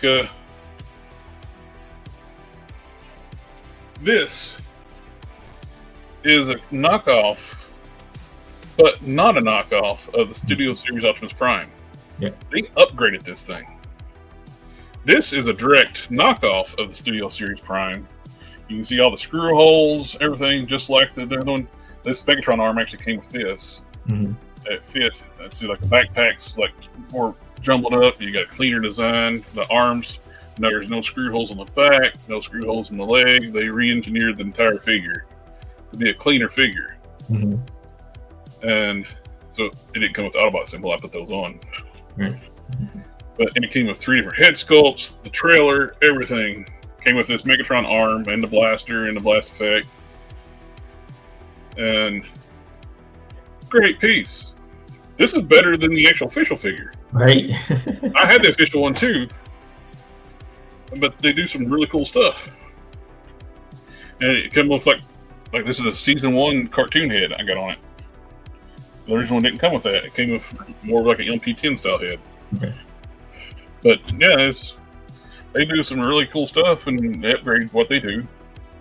And sometimes they're better than the official. Like that one. Yeah. It's like Hasbro like announced they're going to do a redo of Studio Series with a Megatron arm, which is the cab only. All right, you're too late. The third-party companies have already done that. DNA Designs is actually making a kit. It's got the Megatron arm and the Optimus Prime head and the fusion cannon, or you just buy the upgraded KO. Right. They saw that it was popular and people wanted it. It's like, oh, us too. We wanted to and do too now. And you're like, oh no, that's okay. Hasbro's like, we'll do that now. We're just late. Sit back down. But they do some cool stuff. I love this cap. This cap is a great upgrade from the 2-pack, the Gamerverse. Best cap in America they made. Would have been nice had scale mail, but other than that, it's an upgrade from altogether. But yeah, I'm looking forward to getting my Blain figure to add to my collection. I got like a Toy Alliance non-transforming Optimus Prime. It's like 19 inches tall, so I can display them there. Oh, cool! You can be friends with Optimus Prime. That's awesome. I got the Optimus Megatron. That's the only 2 they made. They were going to make more, but it didn't do as well as they thought, I guess. They were going to do Soundwave next, which would have been awesome in that scale. Nice. Yeah, I saw the Soundwave with Laserbeak, but then I saw the studio one that has like all the sets.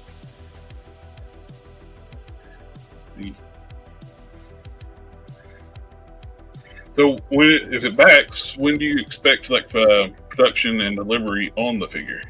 I believe we should be going to factory in March. So I would say May, June, July-ish. So around next summer. Yeah, we have our spot already, but just waiting for the funding it. Cool. How are you tooling it for so cheaply? That's all LooseCollector. Like they took it easy on me. So. Oh wow. All I say is it's good to have friends. That's all. Yeah. That's what I always say. Like when you get into these kind of things, it's like, because if it wasn't for those guys, I wouldn't even do it. Because it was way too. It's been way too expensive. Can you introduce them to be my friend?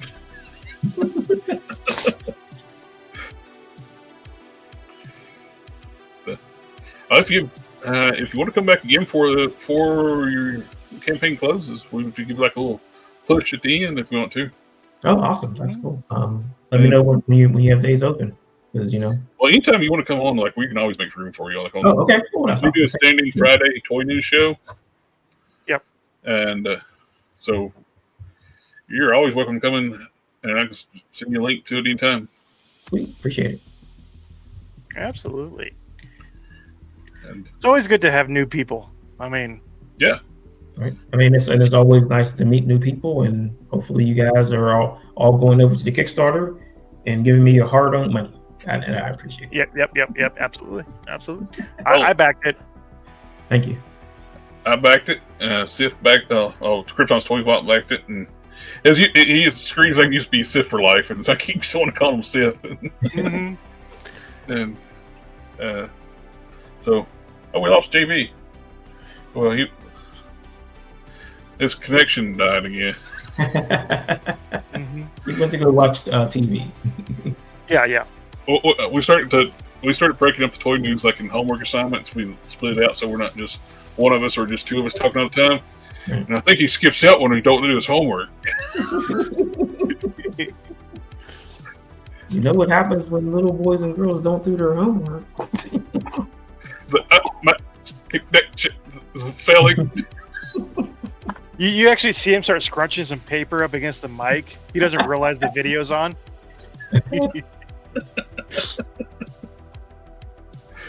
Or you could just do a simple, huh? What? Right. I'll be right back. He was delayed tonight. Yep.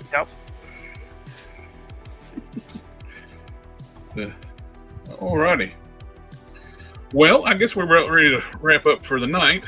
We got a lot of toy news we just didn't cover, but that's all right. We got another week. Give some like New York the toy. I keep wanting to call it New York Toy Fair to New York Comic Con. I didn't know if you were sitting up there for the show or not today. Have you gone to any conventions promoting your product yet? Yeah. So this year, like out of town stuff, we did Heroes Con.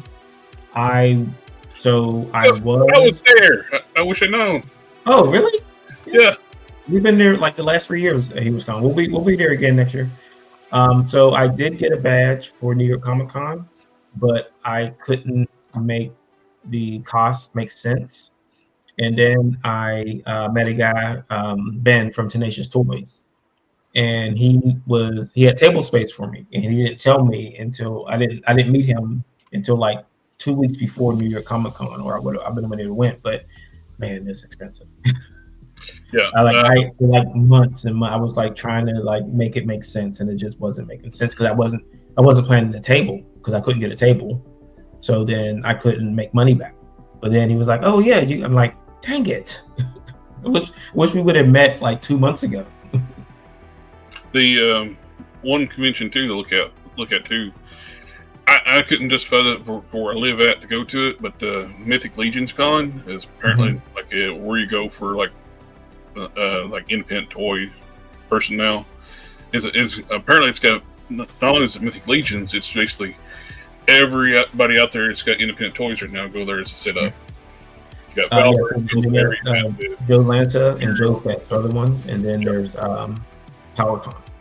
And I think PowerCon is like with Joe Lanta now, because it used to be in Ohio. Now it's going to be in Atlanta next year, I believe. Yeah, they haven't had it in a couple of years, and so it's going to be coming back this in 2026.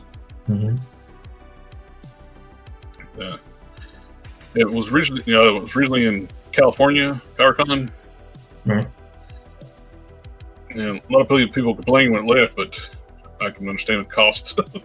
Yeah. So I mean, I'm hoping to do one of the toy shows next year. and hopefully I'll have the actual figure there, and then we can start pushing towards the rest of the figures in the series one. Very cool. All righty. Well, thank you again for coming out and hanging out with us tonight, and it was really cool getting to talk to you. Thank you, appreciate it. If you want to bring your artist in, or anybody else want to come in next time, they're more welcome to. And very cool. He doesn't do any streams because I've like said, hey, can you come on a stream? He's like, no. I'm like, okay, I won't push. We'll offer too, like when you say that do a stream, just do it overhead of his art station, where you can it does make people more comfortable if they're not showing their face. They just talk to show their hands where they're on. Like we do like a customizing action figure streams. Nobody's face is on the screen. It's just their workstations while we're customizing. Yeah, we don't subject people to that twice a week. You can't handle this much like greatness at one time. Awesome. But yeah, a lot of people don't like to have their face on streams. Like, no, don't worry. It's an overhead workstation. And I've seen people do customizing streams where they're like, this is my face. I'm just looking down, working on stuff. It's like, what's the point? It's like, I want to see what you're doing. Right. It's like, and we take anybody's got questions. We always try to help out. Like, I'm big on like helping out people getting into customizing. Cool. Yeah, I mean, I'm same thing with comics. Like people who are trying to get into that mode. Like, I'm always willing. Been a year on that too. I've been working on writing a story as well. Oh, cool. Yeah. Let me know if you ever want to talk about it or have any questions. Let me know. Yeah. Talking with Raymar Brunson, where I got Bone Grinder and Ghostman artist. He's going to be working with him next year on the book, but definitely would like love some feedback. Cool. Yeah, just let me know. I don't have the script written out. I got the stories written. I need to work on this. Oh, yeah, you got it. Plot line. Yeah. Okay. Yeah. Definitely love some feedback on that if you got some time. Yeah, sure. Yeah, I mean, just you get my emails, just shoot me over. Cool. He probably won't steal your stuff. Yeah, when you send the email, you have to say to yourself and out loud, patent pending. Yeah. I got quite a bit written out, and a lot of different character designs and stuff too. Cool. Mm-hmm.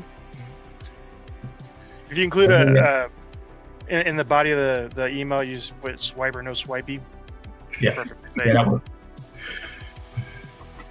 You can just put like the copyright symbol. That works. I got one character. I can't do anything with it then, because then if I see the copyright symbol, I'm like, oh man, I can't do anything. Well, one of my characters, his logo is the copyright symbol, so I copyrighted the copyright symbol. He's Mr. Copyright. It's like the Cowboy O, Cowboy X, copyright. Everyone who copyrights their character and puts that little C in their comic book or anything has to pay me a nickel. He just stamps a copyright symbol right on their forehead. This is mine now. All right, we are way over time. Yeah, you said you would go till 9, but yeah, it's cool.